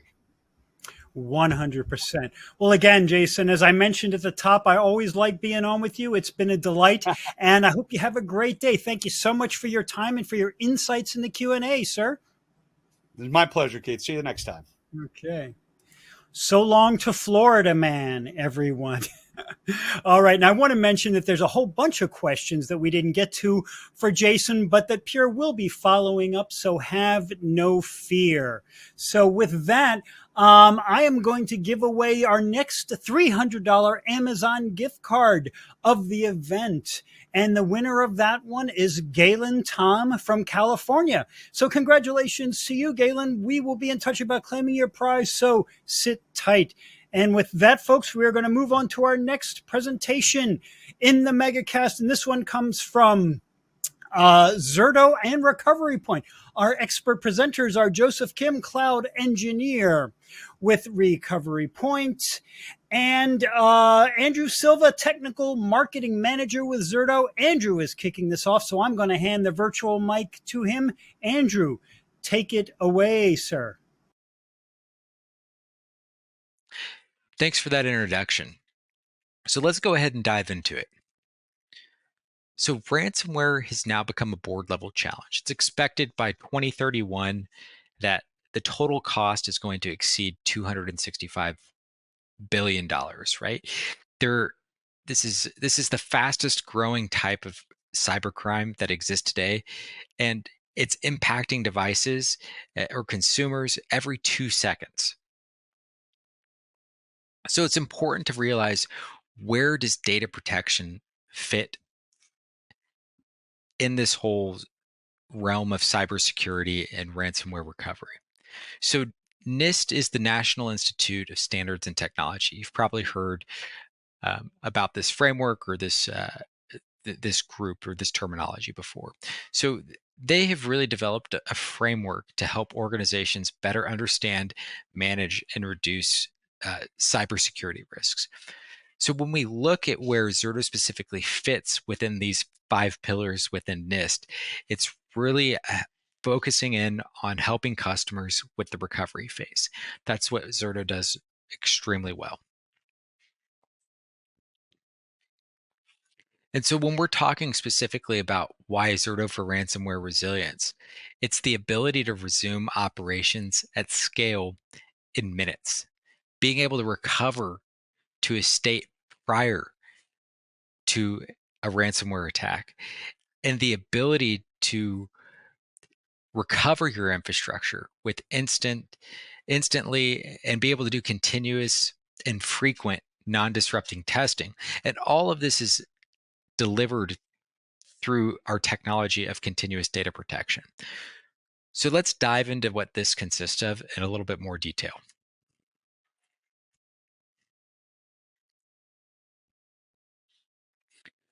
So the continuous data protection that I've been talking about, it's really made possible with Zerto's block level replication. And this is a near synchronous replication. So it really delivers the best of both synchronous and asynchronous replication approaches.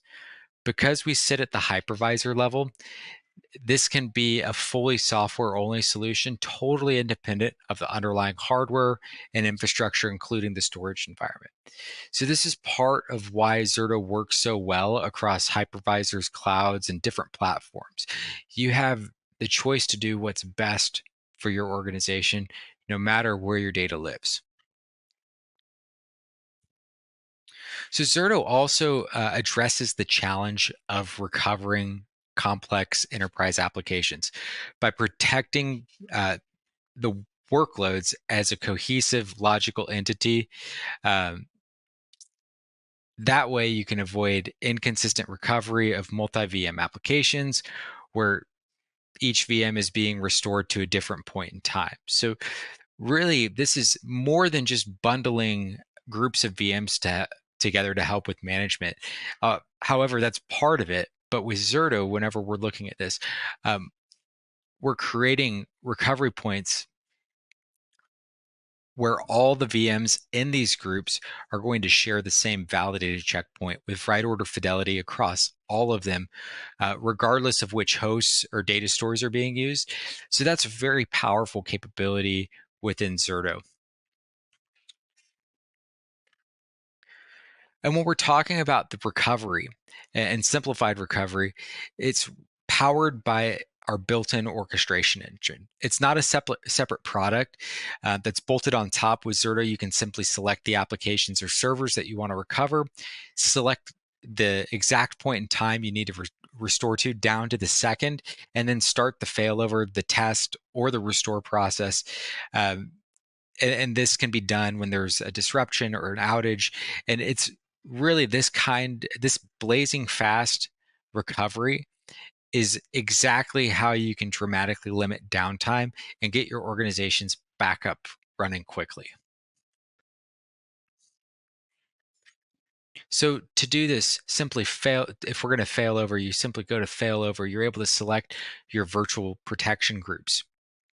You're able to determine which checkpoint you want to recover to. And from there, you begin the failover test. So part of what makes CDP with Zerto so powerful is our unique journaling capabilities. So not just being able to capture a write or an IO, that's not necessarily just CDP. It has to be paired with a dynamic, battle-tested, hyper-efficient journal. So the Zerto journal tracks every single change made in your application or on your server, and it logs it as checkpoints every 5 to 10 seconds. And this happens whether you have just hundreds, thousands of VMs, it doesn't really matter. The innovative journal that we have can store these change blocks or these changes for as little as 1 hour up to 30 days, and it offers unmatched granularity when it comes to recovery. So whenever needed, you can simply rewind back to an old checkpoint and easily recover to that exact point in time.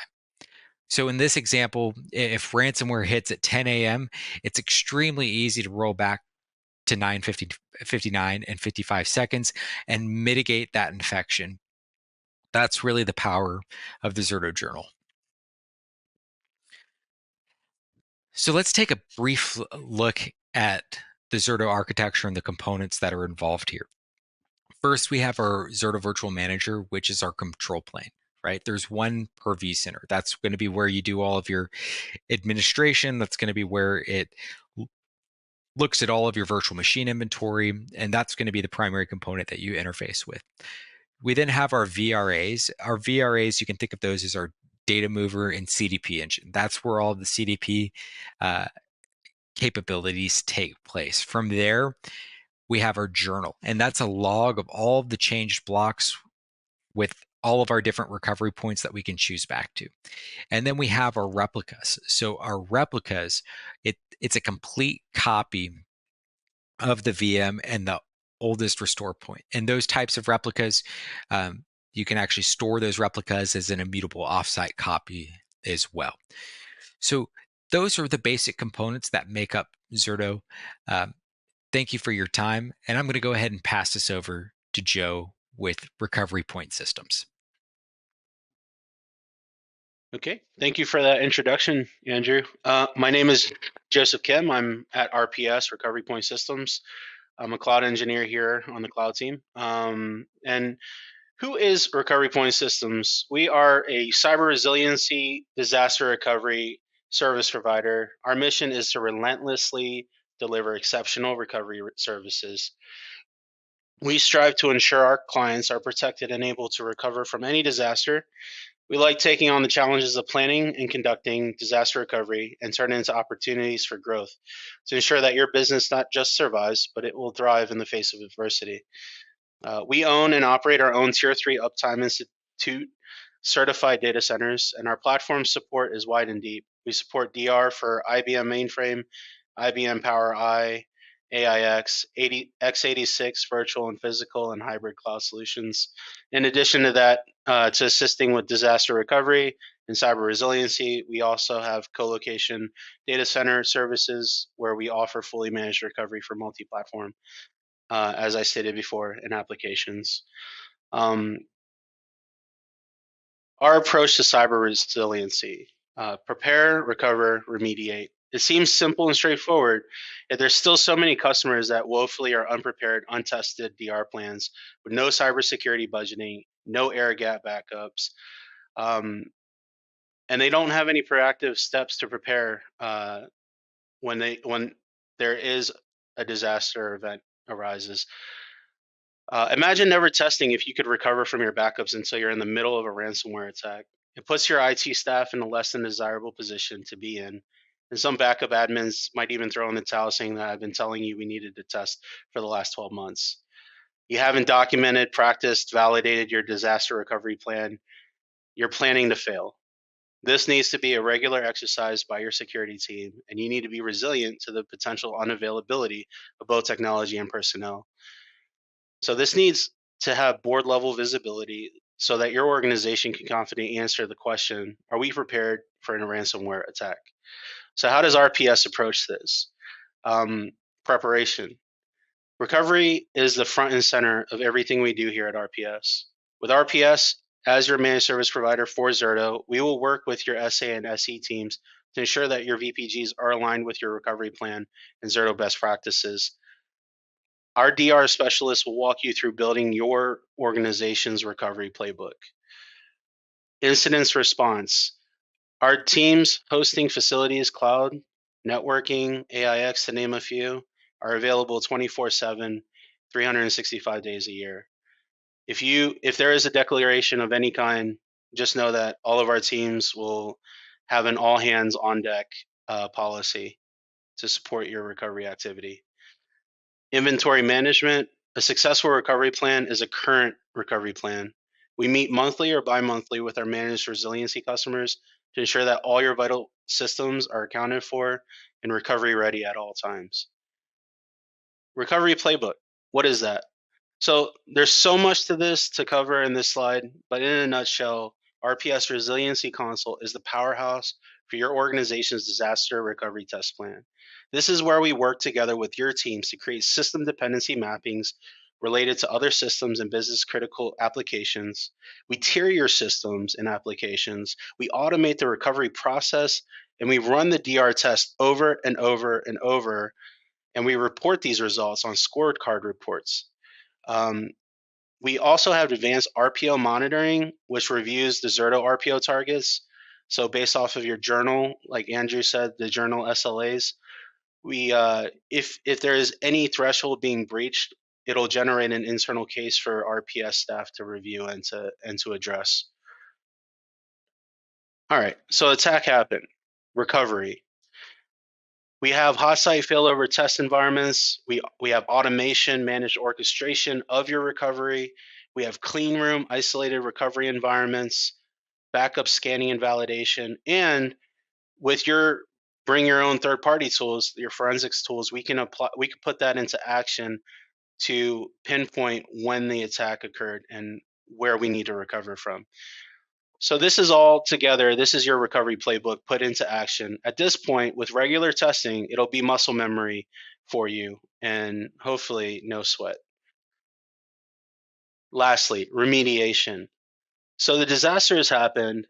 We have restored all of your systems in your clean room. It is time to fail back to your environment. Well, with the help of Zerto solution, this is baked in and it fully supports failback as well as reverse protection to get you back into your production environments. Readiness, ransomware recovery as a service, or RRS, by Recovery Point is a comprehensive solution engineered to address the complexities of ransomware recovery. Want to just touch on a couple of these. The first one I want to touch on is the ransomware readiness gap assessment. So this is a quick brief assessment by RPS. We review your visibility into technical systems and devices that are connected. We also want to understand your on-prem environment. Do you have an on-prem, a hybrid, a cloud, a SaaS architecture? What are the operational controls? Do you have a zero trust architecture? Have you done everything you can do to reduce the impact of phishing attacks or your attack sectors? Organizational reputation. You know, if you were attacked, we want to assess the extent in which an attack could damage your company's brand, reputation, or intellectual property. A good security hygiene, regular system patching, proper system configuration, and immutable offsite backup copies. All right. The other one I want to point out is hot site failover with clean room capabilities. Our clean rooms exist in a tier 3 data center. A tier 3 data center, for those that are not familiar, we ensure 99.982% uptime. That translates into 1.6 hours of downtime annually. Recovery testing can be expensive and complex, but with the clean room equipment, you don't have to invest in dedicated infrastructure. RPS will deploy the infrastructure from our pool of resources that'll be ready for you at time of testing or in a live failover environment scenario. Automated orchestrated recovery. Instead of testing once every 12 months, clients can leverage the fully managed recovery service, and we will run your DR test plan every quarter to validate your test is still valid and is ready for a disaster. The delta between the DR plan and true reality of knowing you can recover can easily be reduced. Backup scanning and validation. It is vital to know that your systems, it is vital to know what systems were infected and what is the closest point I can recover to. How much data loss is acceptable to minimize impact on your bottom line? Must scan. It's dangerous to recover the wrong stuff. And if you don't check it, it can reinfect your whole system. So we ideally would want to scan before we recover. And we can utilize that with Zerto's failover test, and we can roll back to each checkpoint. And that, with your BYO third-party solutions forensics tool, we could pinpoint when the attack came in and what the restore point we can go to that is safe. DRAS with Zerto. RPS will assist your team with installing ZVM and VRA appliances at your production site. We will set you up with a ZCC Zerto Cloud connector that'll act as a NATing appliance for your site-to-site connection. We leverage at RPS VMware vCloud Director for isolation of multi-tenant resources and deliver a tenant portal for your technical team to log in and access your recovery systems in a secured clean room environment.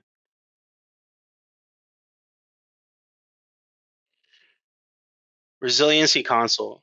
A continuation from a few slides ago, the Resiliency Console is a recovery point solution that brings your full DR playbook, environment, interdependencies of your tiered systems into one single pane of glass for real-time recovery and actual RTO and RPO, a living timeline and recovery performance metrics for your management teams to follow along as we are recovering your systems.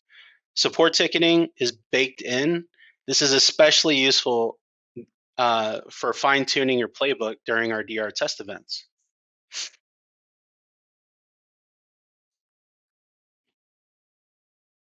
%80 of our client declarations last year were due to ransomware attacks.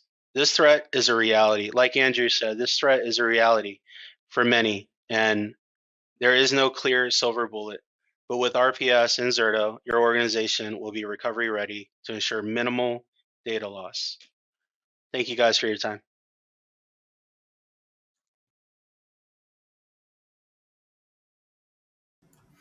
Thank you for your time. Gentlemen, what a great presentation. Loved it and cannot wait to see what we have coming up in the Q&A.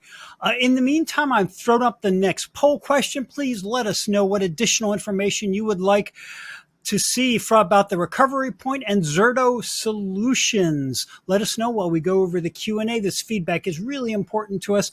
I also want to remind everyone about the handouts. We've got a PDF from Zerto all about DR as a service, which we've been discussing. So check that out for more detail. All of those handouts are free for you to download. So make sure to head over there and check those out now while we go through some Q&A here. So Andrew and Joseph, welcome here today. Can't wait to get going. How are you both doing?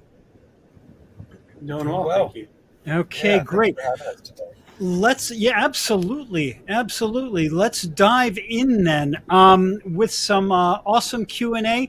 Warren wants to know first, and I'll let you guys fight it out to see who takes this. Warren wants to know, what makes it so hard to control ransomware? I think that's a question a lot of us have. Yeah, Andrew, do you want to start with that? Yeah, I'll take the first stab. I think kind of to the point in some of the beginning of the slide is it's a profitable business for bad actors, right? So I think whenever you have such a profitable business and there's a huge addressable market that bad actors can go after, it's just going to make it more rampant, right? It's an easy way for bad actors to make money. I say easy, right? But when you look at it from the scale perspective, it happens on a daily basis. So I think that's one of the main reasons. And then also the advancement of tools, right? I mean, we see the benefits of AI and generative AI, and how that can increase productivity through software development cycles, through content creation. But on the flip side, for creating malicious code, right? I think that just reduces work effort. So I think those are some of those are just a couple of reasons that I see on the ransomware issue and why it's so hard to control, is just because on the profitability and then the advancement of tooling they can use to create and deploy malicious software more efficiently.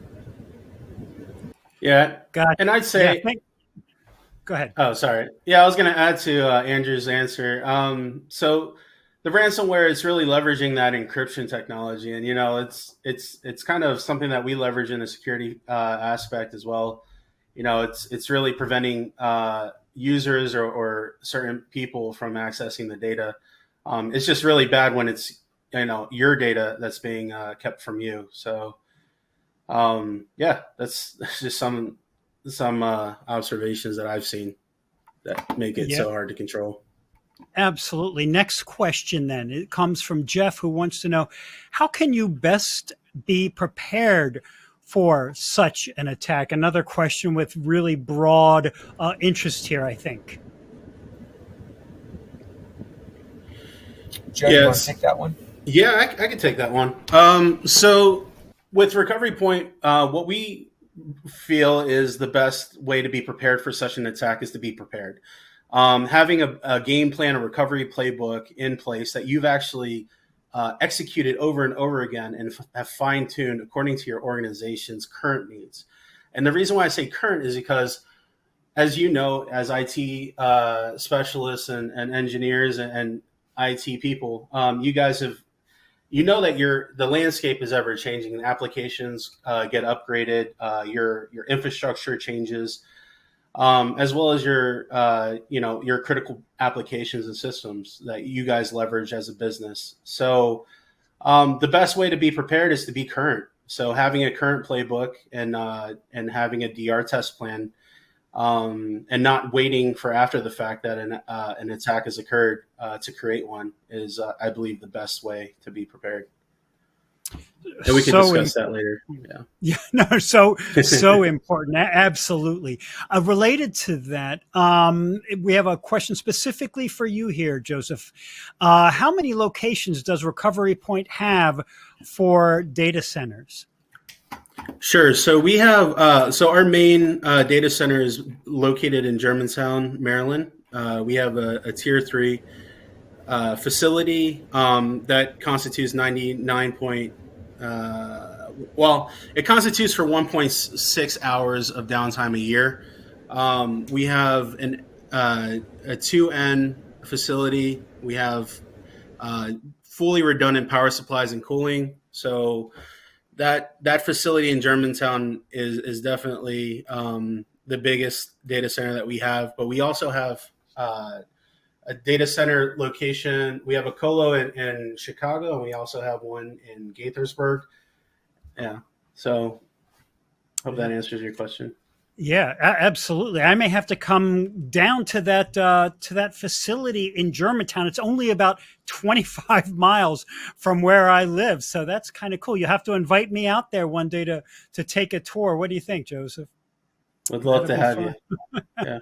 Okay, now I've got a specific question for Andrew, and he wants the attendee wants to know: can Zerto help inform me where the ransomware started and who it came from?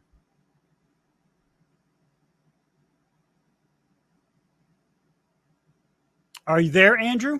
And can you take that one? I'm not sure if we have lost Andrew or not. So right now, Andrew, if you were there. Andrew, are you there now? Okay, it looks like Andrew right now is having a little trouble with his mic. Oh, you want to go ahead and, yeah, please go ahead, Joseph.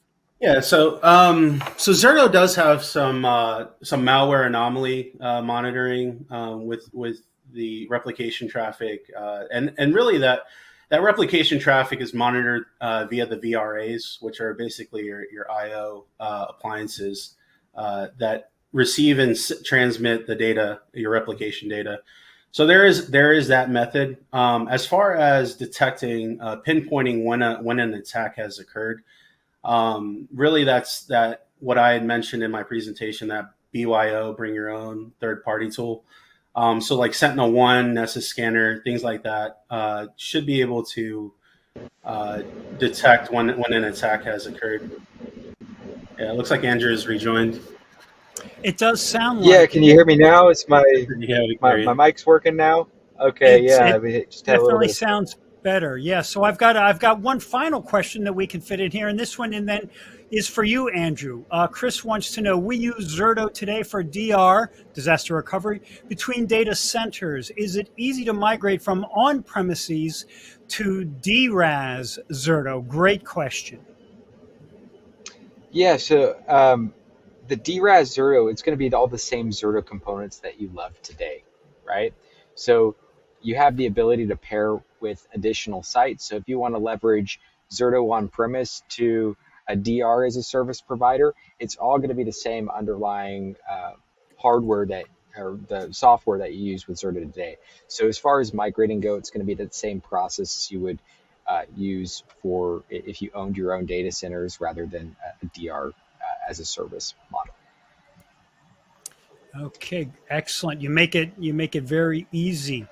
All right, and I have to do a quick check. Can you gentlemen hear me right now? I'm seeing that I might be having connection problems. I can hear you. Yep, absolutely. You can hear me? Okay. We can hear you. All right, well, that's good. Gentlemen, I want to thank you both for being on with us today. It's been a delight to have you and to learn more about what Recovery Point and Zerto are doing, such innovative companies, and it was great to get some education on that. Thanks so much. Thanks for having us. All right. Thank you. Okay, folks, that is it for right now for this session. While you continue to vote in the poll, I am going to give away the next $300 Amazon gift card. And the winner of the gift card for this session is, going to pause here for a moment, Manabendra Sarkar from Illinois. I practiced that a little bit, so hopefully I said it right. Congratulations, Manabendra. You'll be hearing from us soon on how to claim your prize. So with that, I am now going to get ready and queue up the very next presentation. And this one comes from Rubrik and Veer Choksi. Veer has been with us often before. He's a senior product marketing manager who has great stuff, and I cannot wait to hear what he is going to let us know about today. Veer, always a pleasure to have you. You now have the floor. Hello, everyone, and welcome to today's webinar. My name is Veer Choksi. I've been with Rubrik for a little bit over 2 years. Now, in my role, I get to speak with both IT and security professionals. I imagine that this audience skews a little bit more towards the security side, and in many organizations, these functions are fairly siloed. So my goal with this presentation is to bring you all a little bit into the world of IT and backup, and to explain how enterprise backup and recovery belongs in the cybersecurity conversation and is a really vital component of cyber resilience. So we're going to talk about a newish flavor of security called data security. We're going to talk about why recoverability is a key part of cyber resilience. I'm going to spend some time talking about why backup matters and what you can get out of your backups. And then I'm going to end with a few final thoughts. So backup was really built for disaster recovery, meaning things like operational failures and natural disasters. However, in the age of cybercrime, this is simply not enough.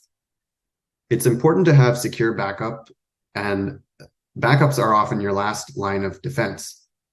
Now, cybersecurity traditionally has focused on infrastructure security around prevention and detection in your production systems. And despite significant investments in infrastructure security and prevention tools, the risk of a breach can only be reduced. It can't be completely eliminated. Attackers, as everybody knows, are still managing to penetrate defenses and get at your data. So just as important as reducing the likelihood of a successful attack is reducing the impact of an attack. How quickly can business as usual be restored if an attack were to happen? And how can you, as a potential victim, make informed decisions to enable a successful recovery? And I'll explain why backups play a really important role. The typical security stack is necessary but not sufficient because attackers are still managing to deny victims their own data. We can think of ransomware and other types of cyber attacks as denial of data attacks.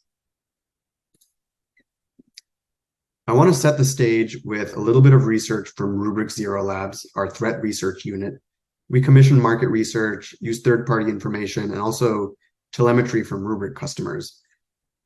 And last year, 93% of organizations surveyed reported malicious actors attempting to impact their data backups. And 73% of those efforts were at least partially successful. Now, this is a broad survey. It's not Rubrik customers, but this goes to show that backups are something that both IT and security teams should have an interest in. Now, is your data an easy target?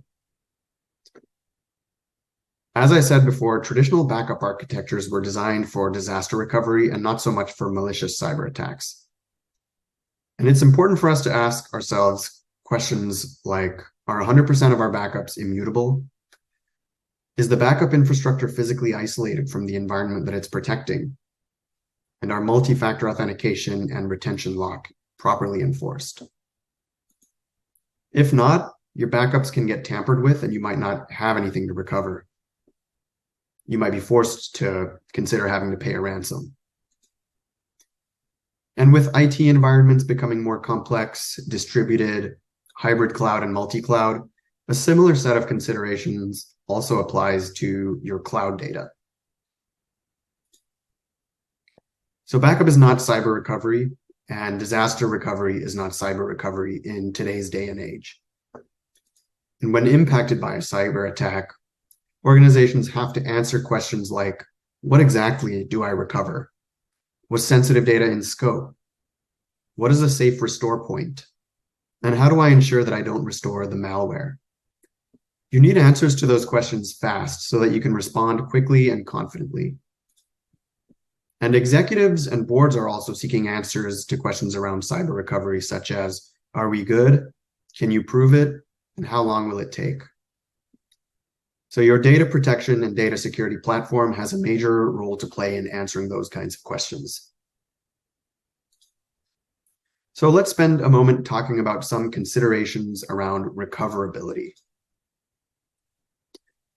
So in order to meet business continuity objectives, backups need to be configured with the right policies for each data object, namely how often you're taking backup snapshots and how long data is retained. When an incident occurs, you need to determine what systems were impacted and the last known clean snapshot, easier said than done, and restore it to get back to business as usual. And so the red part here is all downtime. And recoverability is described by two key metrics, recovery point objective and recovery time objective, RPO and RTO. RPO is the point that you can recover from. RTO is the time it takes to recover. RPO is largely dictated by the frequency at which backups are happening. And the RTO is actually largely dictated by physics. There is some influencing that can be done here architecturally, but RPO is the easier knob to turn. At the end of the day, if the frequency of backup snapshots is too infrequent and the physics are not optimized, that can result in lost data and productivity. And when I say data loss here, it's not exactly the same as data loss in the DLP context, but it's still losing your own data nonetheless. Now, why does backup matter? So there are benefits to tackling data protection and data security on the same platform. The first big one being there's a large surface area of data in your backups. Most organizations are backing up many different types of objects, including Windows and Linux file systems, NAS shares, databases, VMs, etc. Security tools like EDRs and antivirus software aren't always deployed on all of those objects. They're not always monitoring and listening on all of your critical infrastructure and critical data objects. So there is a lot of intelligence that can be gathered by analyzing those immutable backups across time. And I'll get a little bit more into that. And this can all be done via a fully hosted and integrated platform. And Rubrik Security Cloud is a SaaS offering. So you can remove silos with a single platform for data protection, data threat analytics, data security posture, and cyber recovery. And you can take advantage of the latest innovations delivered automatically to you. So the question really is, what if you could leverage your existing backup data to investigate threats and recover with greater speed and confidence? because everybody has backups already, right? So your own backup data can actually be a rich source of intelligence to improve your cyber resilience. Now, some of the questions that I posed earlier can be addressed with data threat analytics. And data threat analytics refers to the ability to continuously monitor your data for risks and detect cyber threats. So if you're taking regular backup snapshots, you're in a good position to recruit your data in the fight against ransomware and other types of cyber incidents. And that's because you're capturing the longitudinal time series history of data if you're protecting your data with Rubrik. And additionally, Rubrik manages metadata, including its content, users, and access privileges to shed light on your data security posture. And so by scanning hundreds of snapshots, Rubrik's data threat analytics engine generates signals that are fed into a highly trained machine learning model. And that builds a historical baseline against which new data can be compared to find anomalous modifications, deletions, and encryptions. And again, we're capturing time series data from enterprise, cloud, and SaaS environments, feeding that data into the data threat engine, and that can result in valuable security intelligence, shining a light on those blind spots so that you can make informed recovery decisions and even get automated remediation recommendations. So what can you do with data threat analytics? You can detect threats early by automatically identifying indicators of compromise within backups using an up-to-date feed of threat intelligence. You can determine the scope of ransomware attacks using machine learning to detect deletions, modifications, and encryptions. And you can determine the initial point, scope, and time of infection by identifying specific indicators of compromise within the time series history of backup data. And because all of this scanning is done on backups, there's no impact to your production systems. So let's take a look at each of those three services within data threat analytics. Starting with threat monitoring. So the way this works is that threat intelligence is fed into the Rubrik threat feed. The hashes and Yara rules themselves can come from different contributors. One of the contributors is Rubrik's own InfoSec team. So you can leverage the same intelligence that we're protecting Rubrik the business with. Intelligence also comes from Zero Labs, Rubrik's threat research team, and it can also come from third parties. Either way, we vet the intelligence prior to including it in the feed to ensure the quality of the intelligence is high and that the threats are relevant to critical infrastructure environments. The intelligence gets downloaded at set time intervals, and when there's new intelligence available, a hunt gets kicked off automatically and searches for threats based off of those hashes and Yara rules. And should a match occur, you'll be notified right away by email. You can then drill down via the dashboard to see where the threat was located, what hash or Yara was matched, and find attributes associated with that hash or Yara for more background information to assist in potentially kicking off other threat hunts via Rubrik's threat hunting service or via third-party tools like a SIEM or an EDR. You can also quarantine the threat within your backup from within threat monitoring as well. So essentially, this threat monitoring service is a turnkey solution to help detect and protect your organization from threats. The intelligence gets downloaded automatically. It hunts based off of this intelligence automatically. And if any threats are found, you'll be notified about the threat, and any attributes associated with that threat will be shared whenever possible. It really is that simple. This is literally set it and forget it. The next data threat analytics service that I want to talk about is anomaly detection. Now, this service provides a comprehensive approach to ransomware remediation. We use multi-stage machine learning to detect anomalies in your backup data. The stages include observing file creations, deletions, and modifications, and comparing it to historical changes within that specific workload. Now, in addition to that, entropy is also analyzed to determine if a ransomware-like encryption has happened. And if possible, we'll also identify the specific ransomware strain as well. Now, if an attack has occurred, Rubrik automates the assessment of the blast radius to quickly understand what applications and files were impacted and when. That eliminates the intensive manual labor that's often required, such as bringing up a VM copy and manually comparing and scrubbing for changes. And finally, your backup file system has immutability. So since your data is never available in read-write mode, it simply can't be changed or overwritten. Fast and flexible recovery options can be used to revert back to the most recent clean version, whether using instant recovery, live mount, file level recovery, or orchestrated recovery. And that brings me to threat hunting.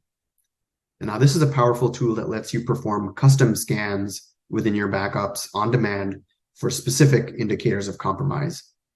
You can identify the point of malware entry so that you know what point in time to recover to avoid reinfection and minimize data loss.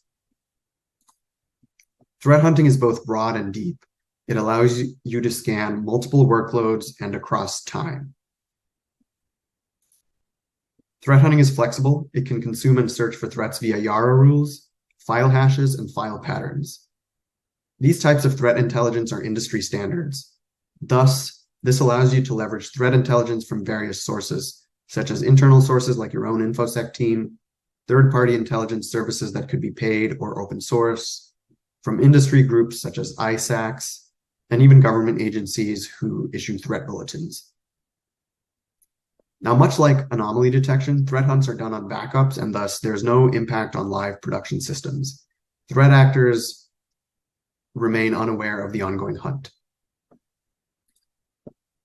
And lastly, since rubric backups are immutable, you can identify indicators of compromise that attackers have erased from production systems in an attempt to cover their tracks. So threat hunting can shortcut the hunt for the point in time and the place where adversaries may have gained access to your infrastructure, and help to define the clean recovery point so that you're not recovering with the malware still in place. Let's look at a typical ransomware attack and how data threat analytics fits in. Bad actors will establish initial access, followed by a lateral move, persistence, privilege escalation, recon, collecting, and staging. And finally, there's exfiltration and encryption. So anomaly detection pinpoints the impact on the target. You can identify the blast radius so that you know what to recover quickly. Threat monitoring and threat hunting identify when the attackers established access so that you can ensure a safe restore point. So threat monitoring is a passive activity, while threat hunting is more active if there are specific indicators of compromise that you want to hunt for.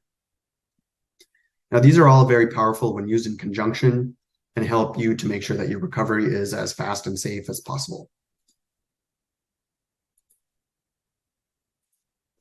So data threat analytics, again, to recap, combines three powerful threat detection engines. With threat monitoring, you can continuously scan for known threats to detect compromise before the damage is done. With anomaly detection, you can detect file system anomalies and even VM anomalies to identify data destruction and the blast radius of an attack. And with threat hunting, incident responders can hunt for IOCs throughout the time series of data. So let's move on to data security posture. So what can you do with data security posture? You can reduce sensitive data exposure and manage exfiltration risk by discovering what types of sensitive data you have and where it lives. And you can also reduce this data exposure risk by identifying who has access to that sensitive data. Again, just like with data threat analytics, because all of this scanning is done on backups, there isn't impact to your production systems. So let's take a look at the services that make up data security posture, starting with sensitive data monitoring. Now, this service automatically discovers and classifies sensitive data, both on premises and in the cloud, including in Microsoft 365. We offer many pre-built analyzers that are aligned to common policies. So for example, analyzers that'll discover PII, PHI, GDPR data, etc. And sensitive data monitoring offers benefits both in peacetime and in an attack scenario. So in the proactive use case, you can determine, is data stored in the right places? It's very common for organizations to discover that they have sensitive data somewhere where they didn't expect it to be. And also, are we complying properly with data regulations? Now, in the reactive use case in the attack scenario, this is also useful for regulatory compliance and reporting. You can find out whether sensitive data may have been impacted in an attack and notify the appropriate parties. Now, user access helps you reduce the risk of sensitive data exposure by providing intelligent insights into data access permissions. So you can proactively identify which users have access to what data and what type of risk that access poses. This comes in handy when conducting forensic investigations post-incident, since you'll be able to quickly identify which users had access to the impacted data and therefore narrow down the list of potentially compromised credentials.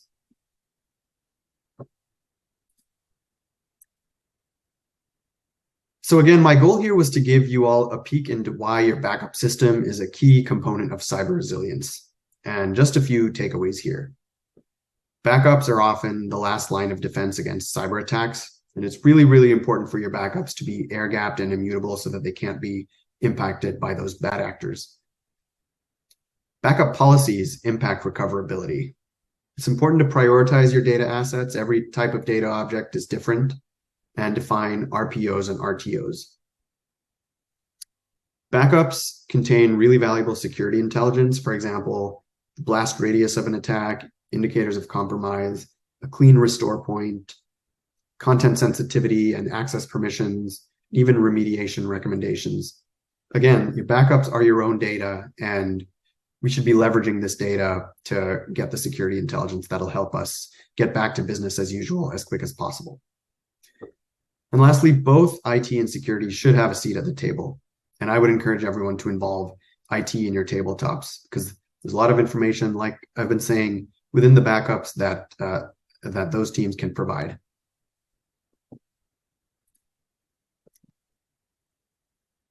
Rubrik Security Cloud is composed of a set of capabilities around data protection, data threat analytics, data security posture, and cyber recovery. And I spent a good chunk of time in this presentation talking through the detect and identify pieces here. But there's a lot more that I barely touched on, including orchestrated recovery and different integrations that we have with other security solutions like DLP, SIEM, and SOAR systems. That's everything that I have for you today. I hope that this session was useful. If you'd like to learn more about Rubrik and our product offerings, please get in touch. If you're curious about the state of data security and want to read more of our research, do check out our Hard Truths report at rubrik.com/0-labs. If you'd like to see the product in action, head over to rubrik.com/explore. Once again, thank you for joining me today. Take care.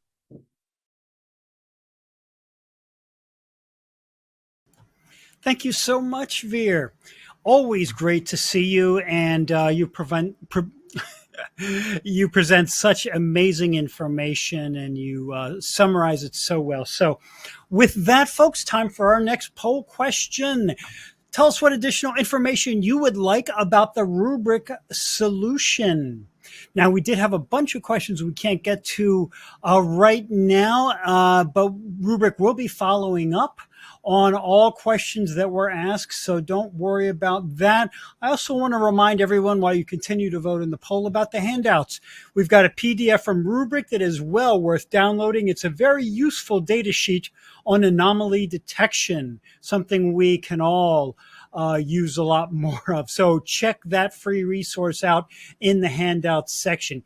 Keep voting in the poll. We always appreciate your feedback, and I'm going to leave that up now while I give away another $300 Amazon gift card and another iPad Pro. So get ready to hear the winners of our next couple of prizes. The winner of the $300 Amazon gift card is, little pause for effect there, Kyle Howerton from Washington, and the winner of our grand prize, the iPad Pro, is Peter Graham from North Carolina. Congratulations to Kyle and Peter. we will be in touch, as I say every single time, about claiming your prizes. So that's those next couple of prizes. And with that, folks, we are now going to move on to what I see is the next to last presentation in the Megacast. And this session comes from HPE and Aruba Networking. And our experts for those are John Spiegel, the Director of Network Transformation and Field CTO, and Jay Tilson, the Director of Strategy, who is also a Field CTO. They are ready to go, and Jay is going to introduce the topic today. So I am going to turn this over to him. Jay, you have the floor. Hello everyone, and thanks for joining us today. In this session, we're going to talk about protecting your data from everywhere with SSE.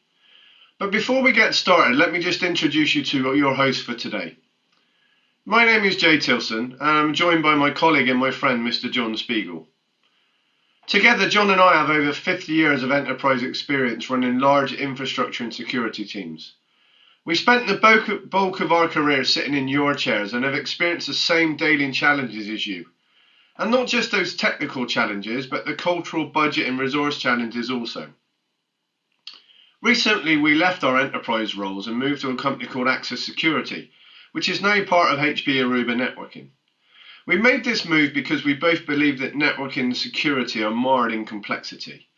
Stitching together a bunch of solutions that worked in the early 2000s no longer works in this new world of the hybrid workforce. Over the years, we found that the old approach actually created more challenges than solutions, and when deployed really looked like a game of mousetrap. We both believe that there are better ways of doing things, and this is called consolidation. So let's get started. The enterprise is undergoing the most significant transformation in history. Companies are adopting cloud services like never before, and many have a cloud-first approach. This means that the legacy systems that always used to be on-prem are now being moved more and more to software as a service, infrastructure as a service, and platform as a service. Additionally to this, there is a huge rise in the number of IoT devices in use, and statistics show that there will be more than 15 billion IoT devices connected to the enterprise infrastructure by 2029. Lastly, the pandemic created a massive shift in our workforce, with the hybrid workforce now being the norm, and with 50% of workers expected to be part or full-time remote. This means our users, their devices, our data, and our applications are now everywhere. And these huge changes require a new approach when it comes to network security, to keep our access safe and fast, as our legacy solutions of the past are no longer working in today's new world. Statistics show that the average cost of a data breach now stands at $4.8 million, up more than 25% since 2022. Before we move on, I just want to give you one more scary statistic, and it's well worth thinking about. 80% of IT organizations found IoT devices on their networks that they did not either install or could not secure. So let that sink in for just a minute. So let's just remind ourselves about the three approaches in which we can secure our workforce of today. Firstly, we have the hub and spoke design. This is a progression from the old castle and moat, where everyone was inside the perimeter. But this design still focuses on having on-prem security, even though users and their data had started to move to the cloud. With this design, there is still a heavy reliance on MPLS and internal data centers. And in my experience, this model is complex to configure and to administrate. You need to feed and water applications to ensure they remain secure. And you also have to go through hardware renewal cycles, as well as continually patch all of your systems to protect them against attack.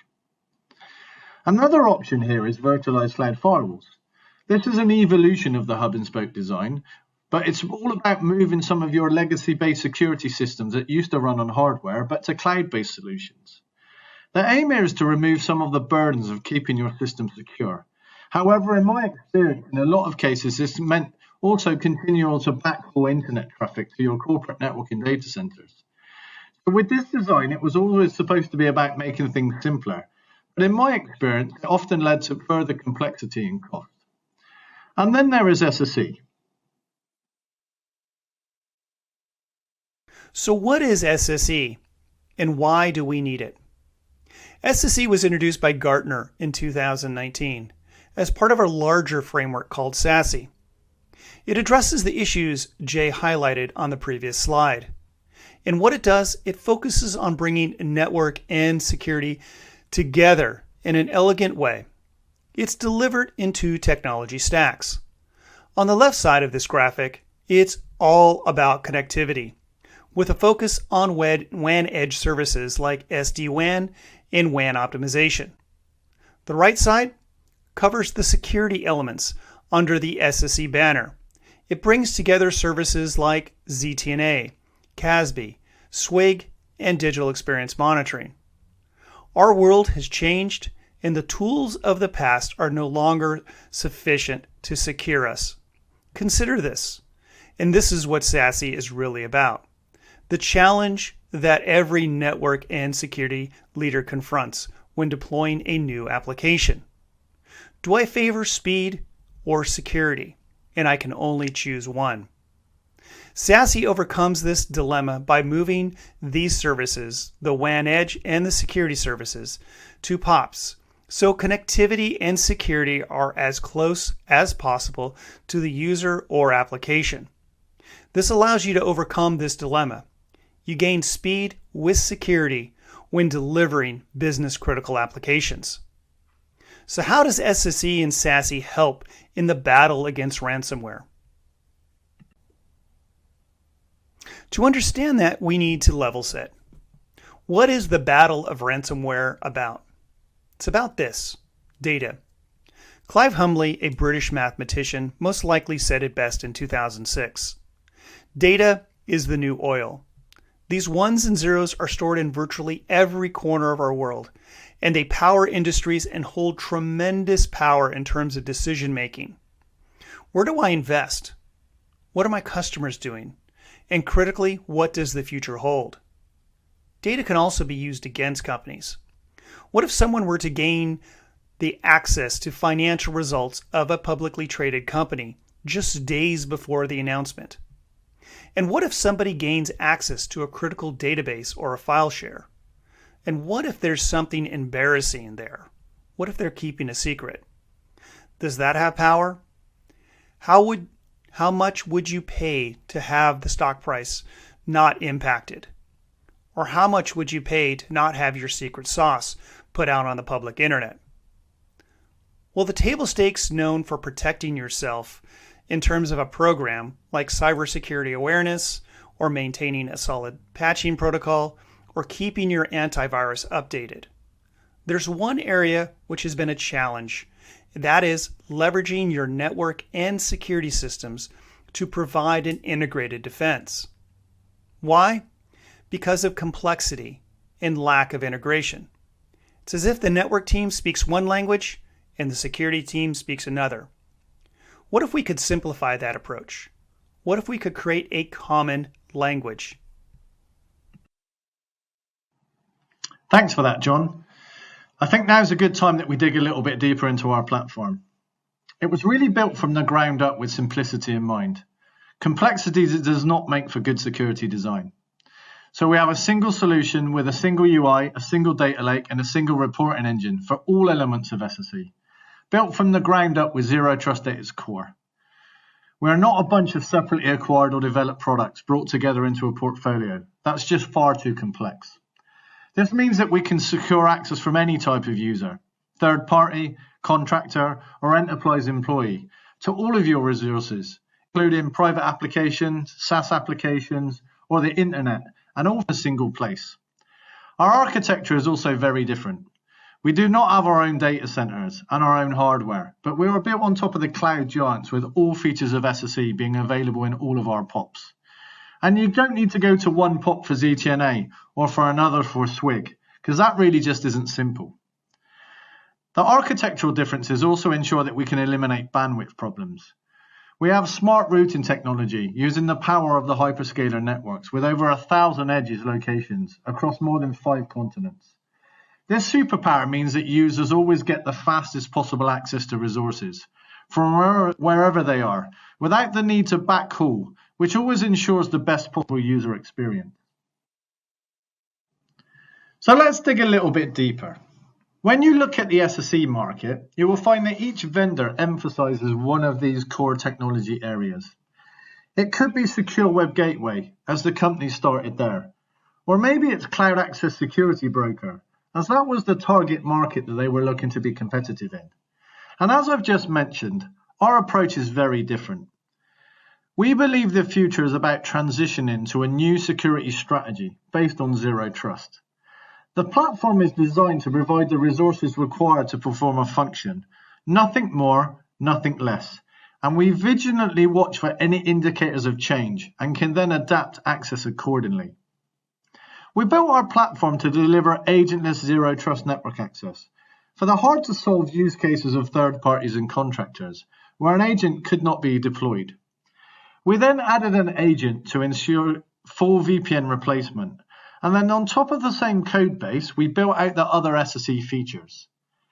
We believe the future is about delivering secure access for applications, whether they're in the cloud or private data centers. Services must be delivered the same no matter the location of the user, applications, or data, with security checks such as MFA and device posture. We believe we have elegantly solved this for both your employee and those difficult third-party and contractor resources. So let's be clear, our platform was built on zero trust at its core, and then we added the other SSE features to our platform within a single UI. So we have Secure Web Gateway for securing your employees from internet-based threats, Cloud Access Security Broker for leveraging SaaS assets like Salesforce or Office 365. And then for the critical elements that people often forget, you have DEM, Digital Experience Monitoring. This is really all about giving visibility back to IT and security teams that we lost when our users left our network. I often get asked, what are the benefits of SSE? Firstly, it increases your security posture by providing zero trust access to all services and applications. You eliminate your attack surface and reduce your exposure. You also get to enforce least privilege access to all applications and services, including private applications, SaaS applications, and the internet, as I've just discussed. This will help you protect your business against ransomware and data loss. Secondly, you get to deliver the best experience possible for end users and IT administrators.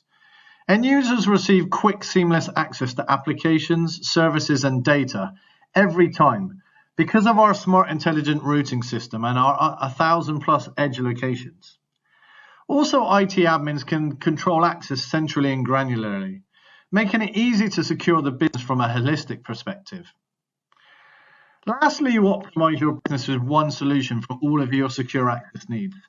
You get to simplify and unify networking and security functions and minimize complexity by reducing the number of point products you have in play. Additionally, you also get to save money by reducing reliance on appliance-based security solutions, and you can also effortlessly scale with our cloud-delivered platform. Before we move on, I just want to dig a little bit deeper into how everything works. As I previously stated, the Atmos platform includes all core functions of SSE. This means that access is granted to things like internet, SaaS applications, the public cloud, or applications hosted in your data center, all from a single UI. So first, the user requests access.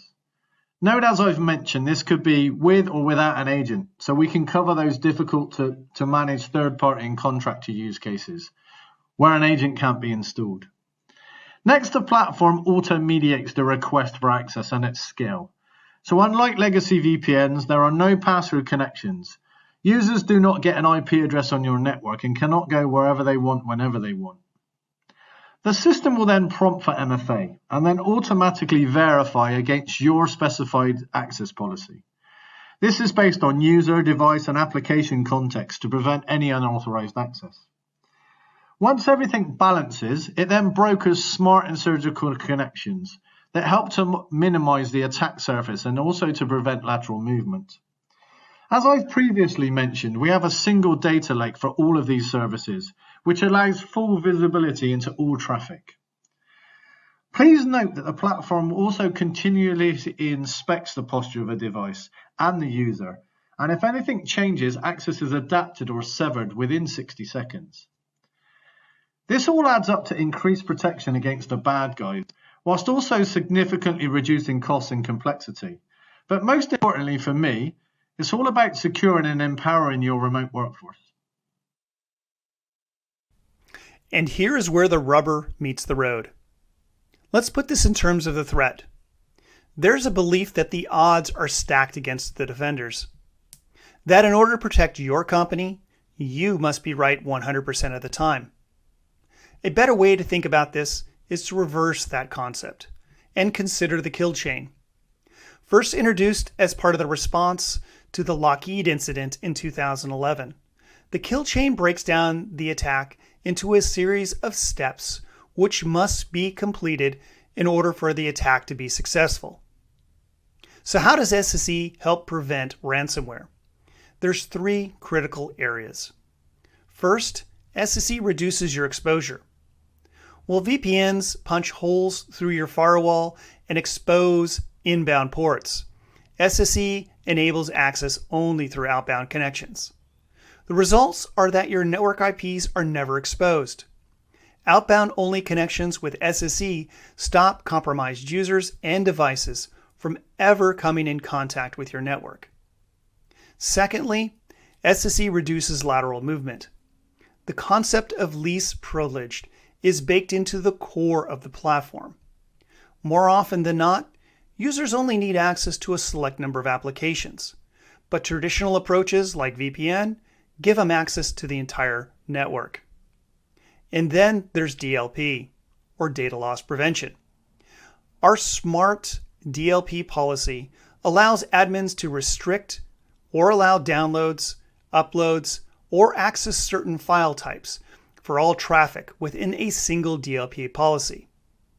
This creates a simple DLP opportunity without the compromise of complexity that you'll find in point products. At the end of the day, customers are key. Their journeys are much like yours. Examples could be like a Delta Dental, where they got a jumpstart on their ZTNA program by replacing 4 individual VPN solutions with one SSE platform. Or it could be like UKG, where they went full in on unified SASE with HPE, getting fast connectivity with a full security platform. Then there's VisionWorks, a national optical retailer. Their journey was about network transformation. How do we move applications from on-prem data centers to the cloud with little to no impact on their employees? How did these companies find success? Here are some of the pro tips they used in evaluating various SSE solutions. When you're looking at SSE providers, there are key items to consider, as all of them have strengths and weaknesses. The best recommendation I can provide is you review them through the lens of simplicity. If the solution looks and sounds complex, it will be. It will also be expensive and time-consuming to manage. Therefore, use these recommendations. First, look for a unified approach. Stitching together point products is a thing of the past. New software-defined solutions with integrations designed to provide visibility are the modern way forward. In order to stop a threat, you need to see it. A unified approach from day one gives you the advantage. Next, policy. If you've ever had to manage policy from several UI interfaces, you know there are mistakes to be made. We're all human. Focus on a solution which can help you reduce these errors and provide options for securing both modern and legacy applications. Deployment options are also a consideration. Look for flexibility. Demand options for both cloud and on-prem. If they are focused in one direction, make sure to ask for choice. Our businesses are not a one-size-fits-all affair. We need tools to align with the business, not businesses aligning with a tool. And finally, AI. Yes, it's a hot topic and the buzz is loud. That said, AI can operationalize and up-level your security program, so make sure to ask about it. So now what? The choice is really yours.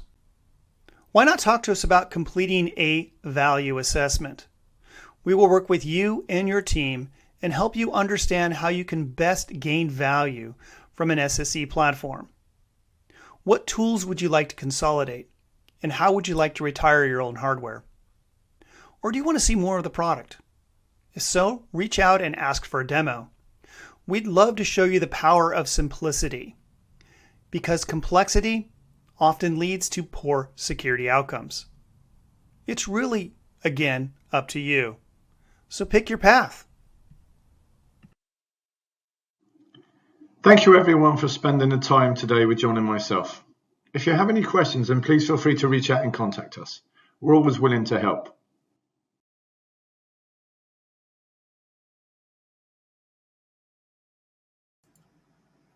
Thank you so much for a great presentation, gentlemen. Those words really stayed with me that you said there at the end. Complexity often leads to poor security outcomes.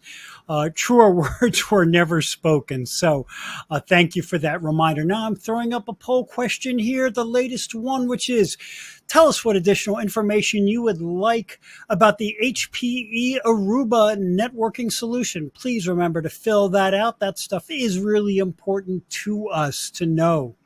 Now, it does look like we had a lot of great questions that we can't get to right now, but HPE and Aruba will be following up with all of you sometime after event on those questions that you have asked, so have no fear about that. And while you're going through that poll question, I'd also like to remind everyone about the handouts. We've got a PDF for more information about HPE Aruba's comprehensive solutions. So be sure to download that. It is free. And while we have another minute or two, take advantage of that great resources. Thanks to everyone who responded to the poll. I appreciate that. And we're going to keep that up now while we give away another $300 Amazon gift card. So this is the 6th one of the event, I think. And this particular Amazon gift card winner is Laurel Moxalowski from Texas. We've got a couple of challenging names today, but Laurel Moxalowski from Texas, congratulations to you. And know that we will be in touch ASAP about claiming your prize. And with that, folks, then there was one. We are now down to our final presentation in today's Megacast. Hey, you made it. Hope you're feeling good and still have some energy, because this is one I'm really looking forward to. This final session today comes from SentinelOne, and SentinelOne is here with a whole big group of folks. Adriana Corona, Director of Product Management, is going to introduce everyone. So I'm not going to go through all of those names because you're about to learn who all they are. I'm going to hand this off to her. Adriana, you now have the ball, so please take it and run. My name is Adriana Corona, and I am Product Director for Purple AI at SentinelOne. And we just want to thank you all for joining us today. Today we're going to talk about new Gen AI innovations.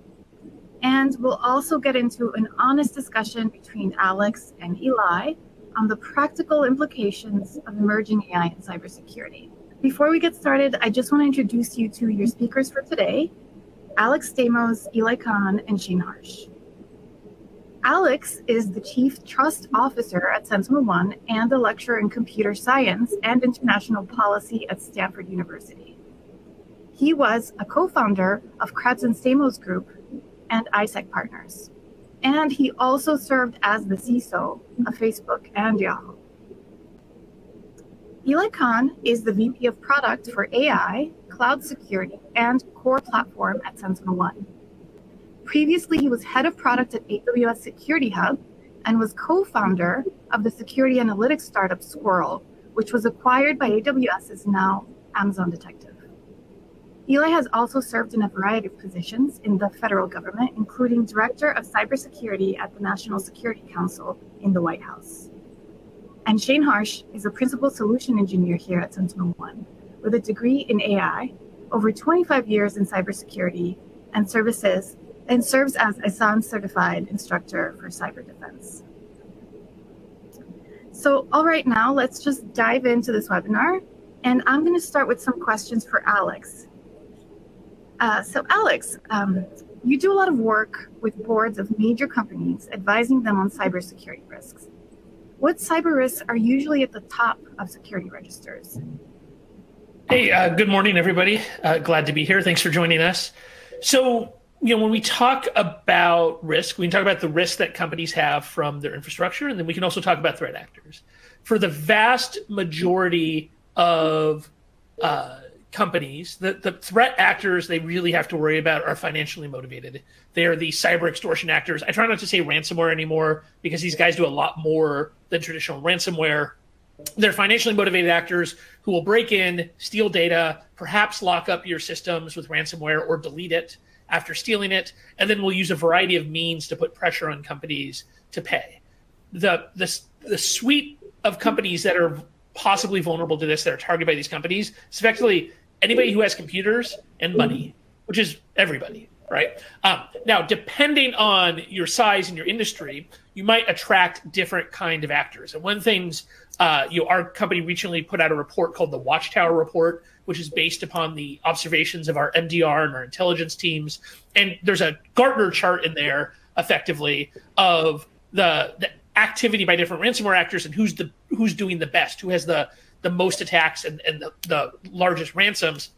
And what we're finding is that the really good ransomware actors in the top right corner, I think Gartner would call that like the leaders corner or innovators, they're pulling away from the rest. And it's because that group of 7, 8, 9 group ransomware teams have gotten really good at division of labor. So they've built affiliate networks where people do really specialized jobs, just doing R&D, just doing malware development, just doing negotiations, just doing east-west movement. But they're also collecting a ridiculous amount of money in the hundreds of millions, and some estimate perhaps in the low billions of dollars per year. And a bunch of that money gets put back into R&D. And just like any other company, there's a virtuous cycle here for them of being really successful in making money and then be able to develop their teams. So the top threat actor for most companies should be in that area. For a number of companies, though, they are also worried about state-sponsored actors who do not have financial constraints. That's especially companies that either deal with intellectual property that is very interesting to specific countries, especially the People's Republic of China. So if you're in pharma, if you're in anywhere in the semiconductor supply chain, if you're in green tech or anywhere in the supply chain, if you're in AI or anywhere in the supply chain, then you are facing an organized team who shows up every single day, gets their cup of culturally specific caffeinated beverage, and will spend all day trying to break into your company. The other thing we're seeing out both China and Russia is the potential for disruptive attacks. And we've seen a shift over the last couple of years of PRC doctrine to not just be about intellectual property, but also to build backdoors into American companies that are critical for infrastructure, especially in the Pacific, in Guam, San Diego, Seattle. And that's quite scary. And it's a very specific set of companies. But if you happen to be related to rail or power or water or any kind of infrastructure on the West Coast of the United States, that's another set of concerns that you have to have. Yep. Yeah, and we also recently saw that major miss with the XE utilities compromise. So, Alex, as a former CISO, how do you think organizations can best defend against those types of threats?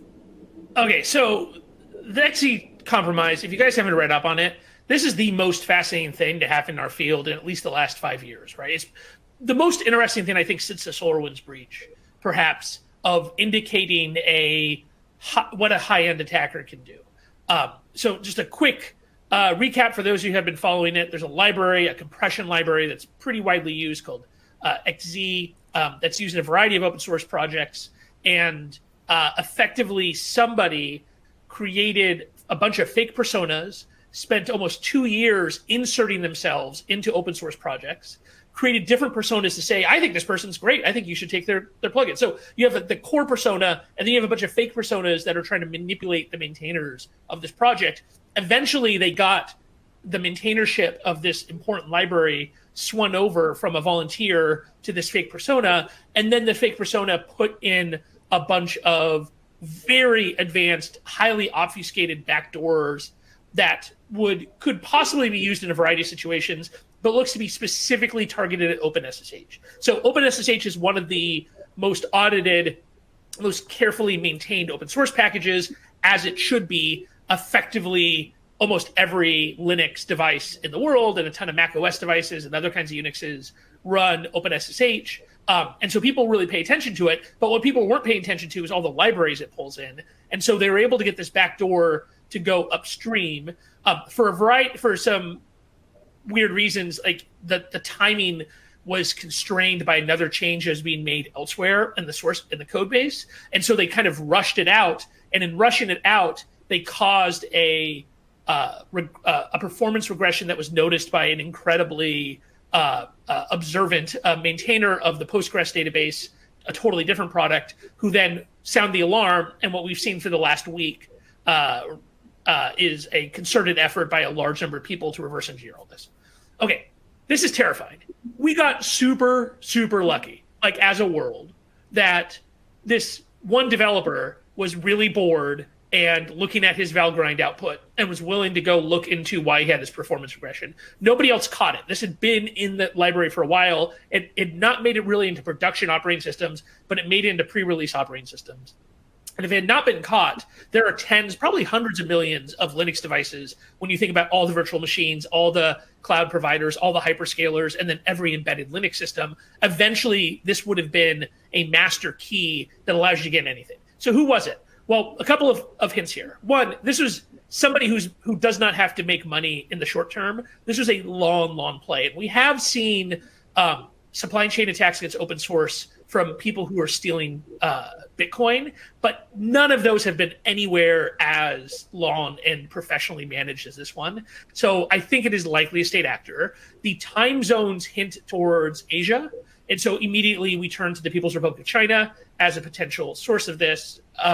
And the other interesting thing is it's a no-bus backdoor, a nobody but us backdoor. So this wasn't just, they could have made it much simpler if it was just a bug that anybody could exploit, but you have to have a specific private key to exploit this. And so that also hints it to being a backdoor made by a state actor, because any country would also be concerned. Like if you're a ransomware actor, you don't really care. You're not writing your own infrastructure. But if you're the People's Republic of China or the United States of America, which the U.S. has done backdoors, the backdoors the U.S. has put into products have always been no-bus backdoors that only the U.S. can exploit. And you saw the same thing here. I find this terrifying because the odds that there's a professional team sitting in Beijing just doing this work, that they would only go after one open source library, is effectively zero, right? And we got super duper lucky. So what do we do? Okay, so if you're a company that spends a lot of time working on open source, supporting open source, using open source, then we are going to have a concerted effort to, one, uplift the standards of what is required of verification of people before they become committers or owners of these projects. That's kind of a cultural thing that's going to have to shift. And if you're like a Microsoft, Meta, Google, Amazon, if you're like a $1 trillion company that has based your entire industry on open source, then you're going to have to spend money to go look into this. If you're anybody else, there's not much you can do other than try to catch the use of these backdoors downstream of the backdoor. Catching the backdoor itself, extremely hard. We got very lucky here, and there's going to have to be a concerted effort to do that, but most companies do not have to participate in that. What most companies can do is, after somebody exploits a backdoor, all of a sudden you've got OpenSSH opening up a shell, and there's a guy on the machine, and they're doing things. They're doing east-west movement. They're accessing stuff they shouldn't. Maybe they're logged into a machine that's never logged into from an interactive shell. Those are the kinds of things that you need to be gathering up all your logs, all of your data. You need to have EDR agents everywhere, and it all needs to be going into one big data lake so that you can be watching and you can be alerting on that. You can't catch the backdoor, but you can catch everything that's downstream of the backdoor, and the existence of the backdoor by itself isn't enough for the attackers. They have to do something with it. So the hope would be that would, if you have the proper monitoring, you can catch the downstream use and then back up to, why the hell did OpenSSH open up this unauthorized shell, right? And then you can ring the alarm and a bunch of people can help you out. So yeah, Adriana, should we dig into Purple a little bit more? Yeah, so you're talking about how we're up-leveling analysts. I'm just wondering, how exactly do we make them more efficient? Yeah. So Purple's initial use case, and we've got like a big long roadmap as a customer. We're happy to share this with you. But Purple's initial focus is around simplifying and streamlining threat investigations and threat hunting. And we do that via a number of core capabilities. One core capability is translation, natural language translation specifically. And by that, what I mean is you can ask a question in conversational English, and Purple will automatically translate that question to a Power Query. And we can go in a little bit later into some details about how we do that.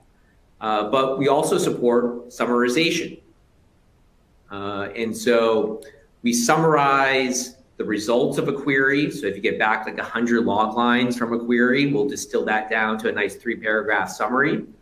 We also summarize individual events and indicators. So if you drill down to an individual behavioral indicator in our data lake, we'll actually provide a nice 2-paragraph summary of that indicator. And from our beta testing, what we saw is that customers are taking these summaries and just cutting and pasting them into tickets. They're quite good.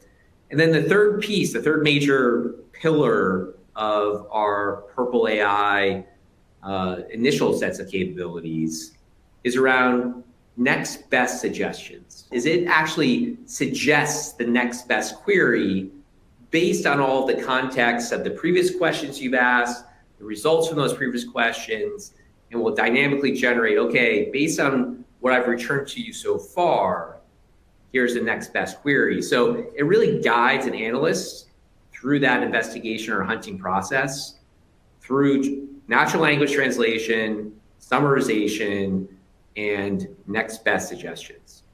And going back to how practitioners might use this, Alex, what are your thoughts on the benefits to practitioners for the features that Eli just mentioned for Purple?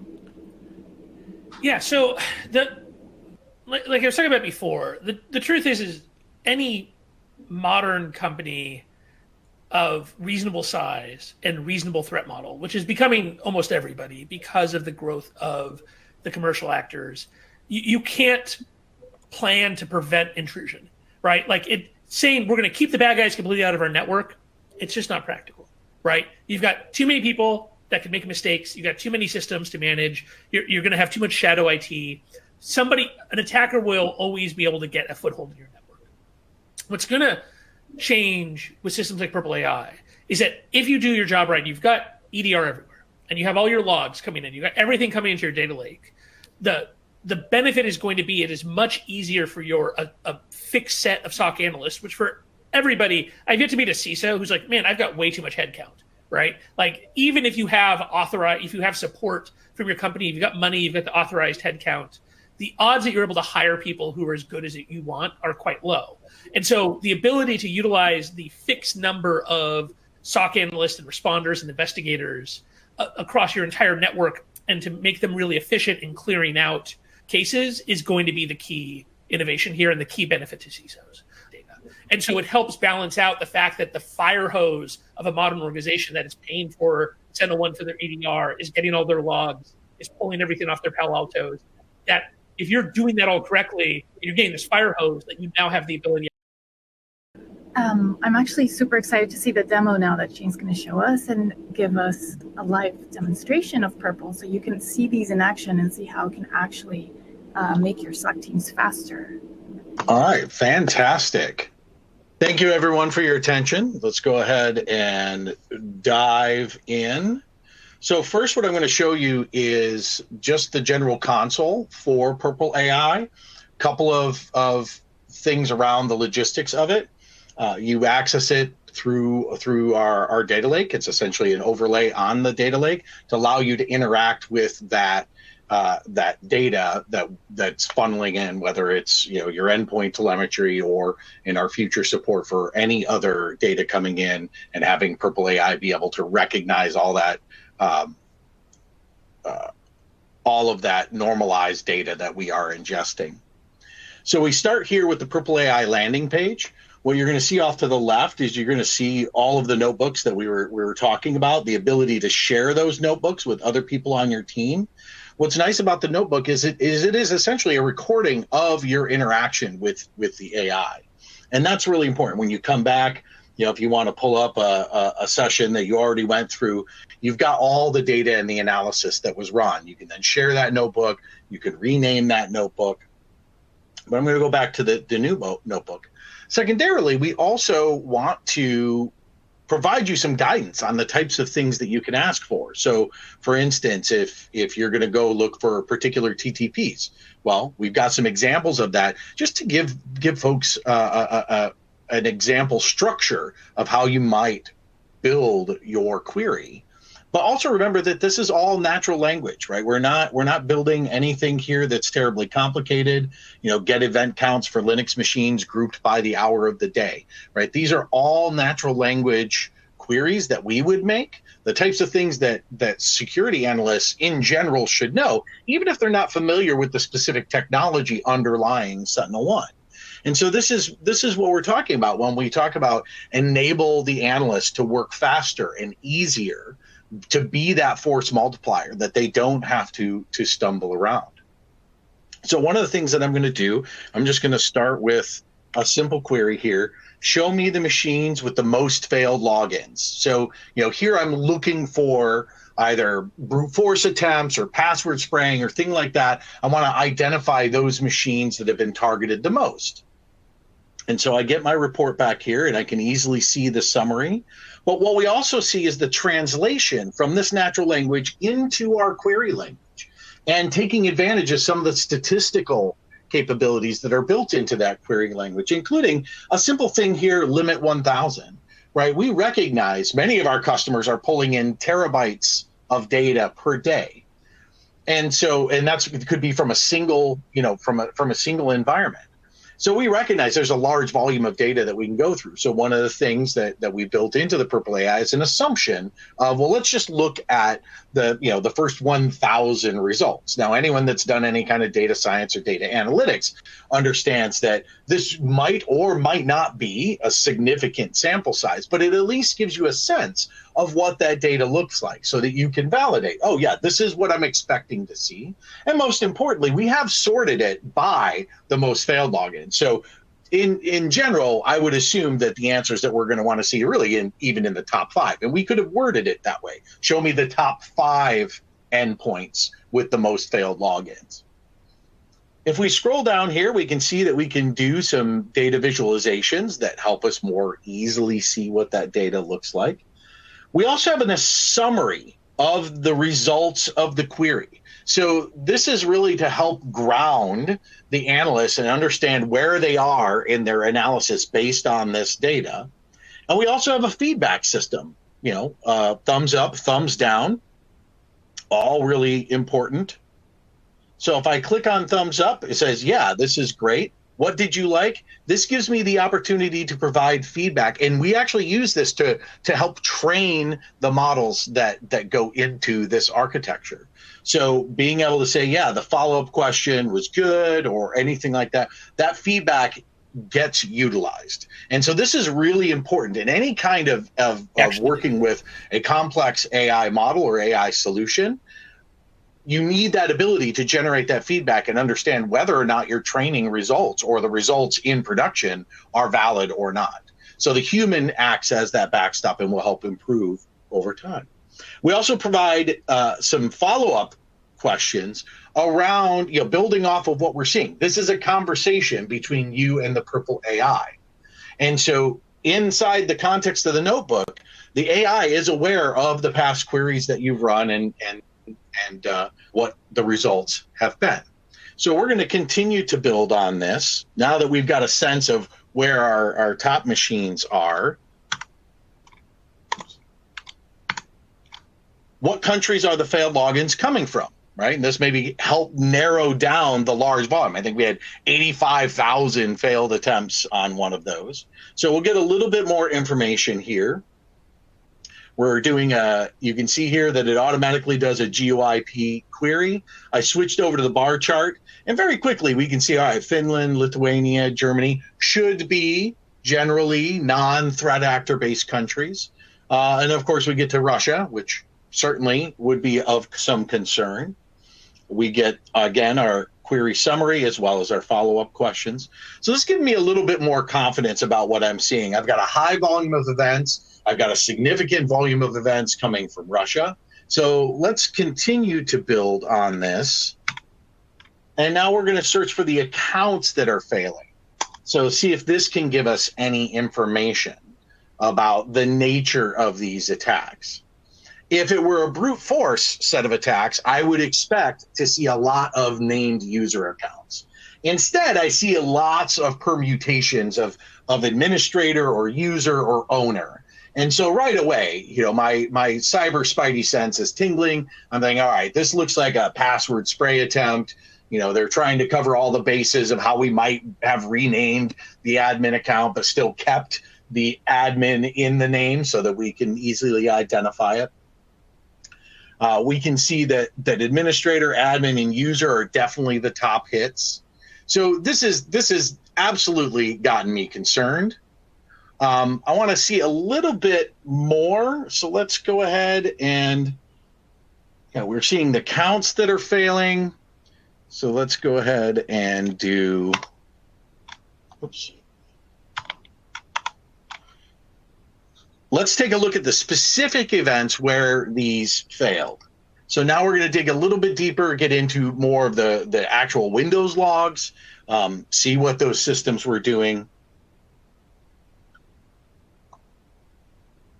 And when I click on these, yes, I get a general summary of this, but now I'm looking at an actual event.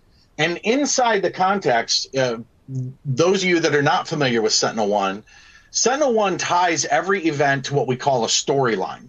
Analogous to a process tree, but it's a little more involved in that. Essentially, when did the events, all of the events associated with this particular incident, this particular event of that incident, all the events going back to the birth as well as the death of all of those processes, and all the child processes included. We call that a storyline. So I can click on any one of these events, and Purple AI is going to summarize the storyline associated with that event. So I don't even have to pivot to pull all of the events. I'm actually going to get a summary. What we see here is we see a high count of incoming connections, the specific amount, a relatively low count of outgoing connections. We see a named process, LSAS, which we, of course, would expect to be involved with this. And then we see an initial login attempt originating from an RFC 1918 address. So this is also going to give us some potential concern.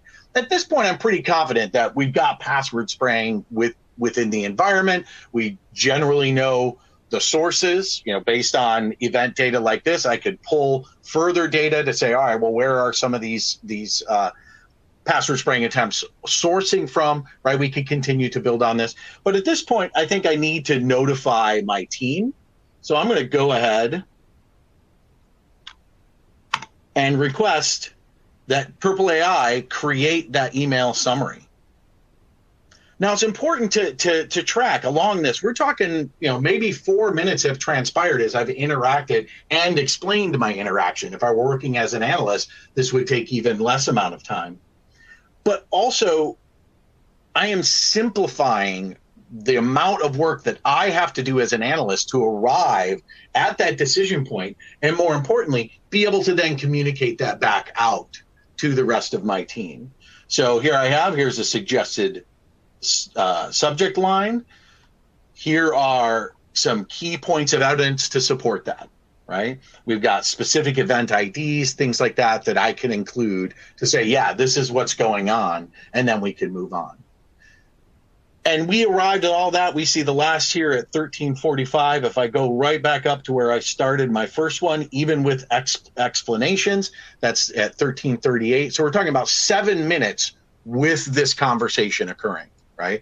That's a huge force multiplier for your analyst to be able to parse through this data, understand what's happening in a meaningful way without necessarily having to have, you know, the 25 years of expertise that I've cultivated, right? We need more people being able to fulfill these analyst roles.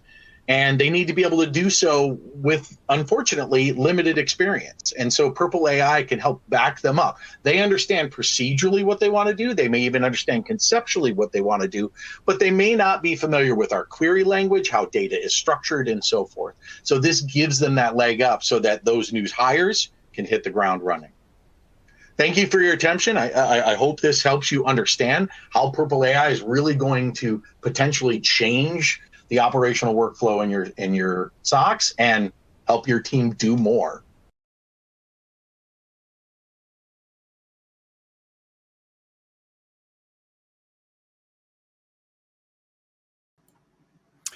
Thank you so much for that presentation, everyone. I mean, that was just amazing.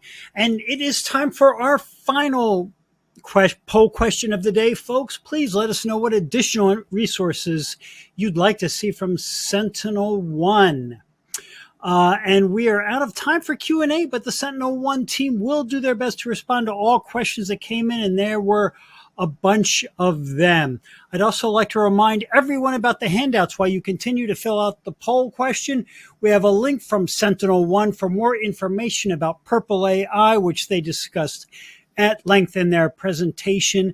And I bet that that link, that PDF from SentinelOne is very, very purpley. So all of you raise a hand who got that particular reference. So be sure to check out all of these resources, all of these handouts from our sponsors today. There is so much good stuff in there, and you really should take advantage of it. And while I leave this poll question up for another minute or two, it is time, folks, for the final prize drawing of the Megacast.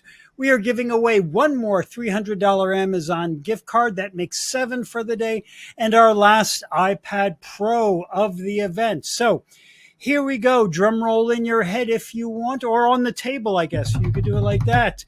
The winner of the $300 Amazon gift card is Mark Chacon from Virginia, and the winner of the final iPad Pro is Henry Hoon from Colorado. Boy, I hope I said that properly. Henry Hoon from Colorado. Congratulations to Mark, Henry, and all of our many, many winners today. Great to give away so much good stuff. So with that, folks, we just have a couple more little things here to talk about.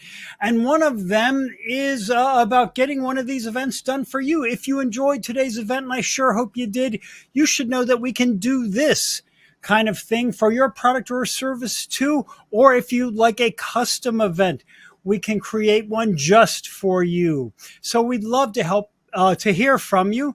To sponsor an event, see the email is right there at connect@actualtechmedia.com.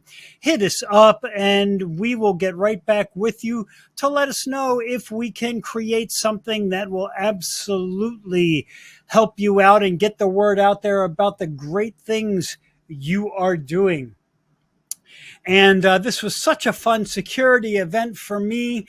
And if you liked it, you'll like the one we've got coming up in another, maybe a couple of weeks. We're taking a little break, it looks like, in the first week of July here. But this one on July 10th is going to be outstanding. It's all about passwords, authentication, and identity. Some pretty important topics. Some of the same companies that were here today are going to be there then with new companies added as well. It starts at noon Eastern time on July 10th, that Wednesday. And that noon starting time Eastern means 9 a.m. Pacific time. Don't miss it and sign up right after the event today. And that is going to be very soon because we are about out of time, folks. On behalf of the Actual Tech Media team, I want to thank all of our presenters today for putting together fantastic sessions and demos and Q&A insights. So much goodness coming all of our way today. I want to thank these participants for making this event possible. So this is a long list. Get ready. I'm going to take a big breath. KnowBe4, SpyCloud, Pure Storage, Recovery Point, Zerto, Rubrik, HPE, Aruba Networking, and SentinelOne. Great lineup. Enjoyed this so much. Finally, last but never least, I want to thank all of you attendees for being here, spending a good chunk of your day today with me, with all of us. And thank you for your interest in this topic. I hope it was a great afternoon for you. And for those of you in the US, I hope you're going to have a great July 4th. I won't talk to you before then, but I'll look forward to seeing you after then. That's a wrap for me today. And for all of you folks, have a great rest of your day.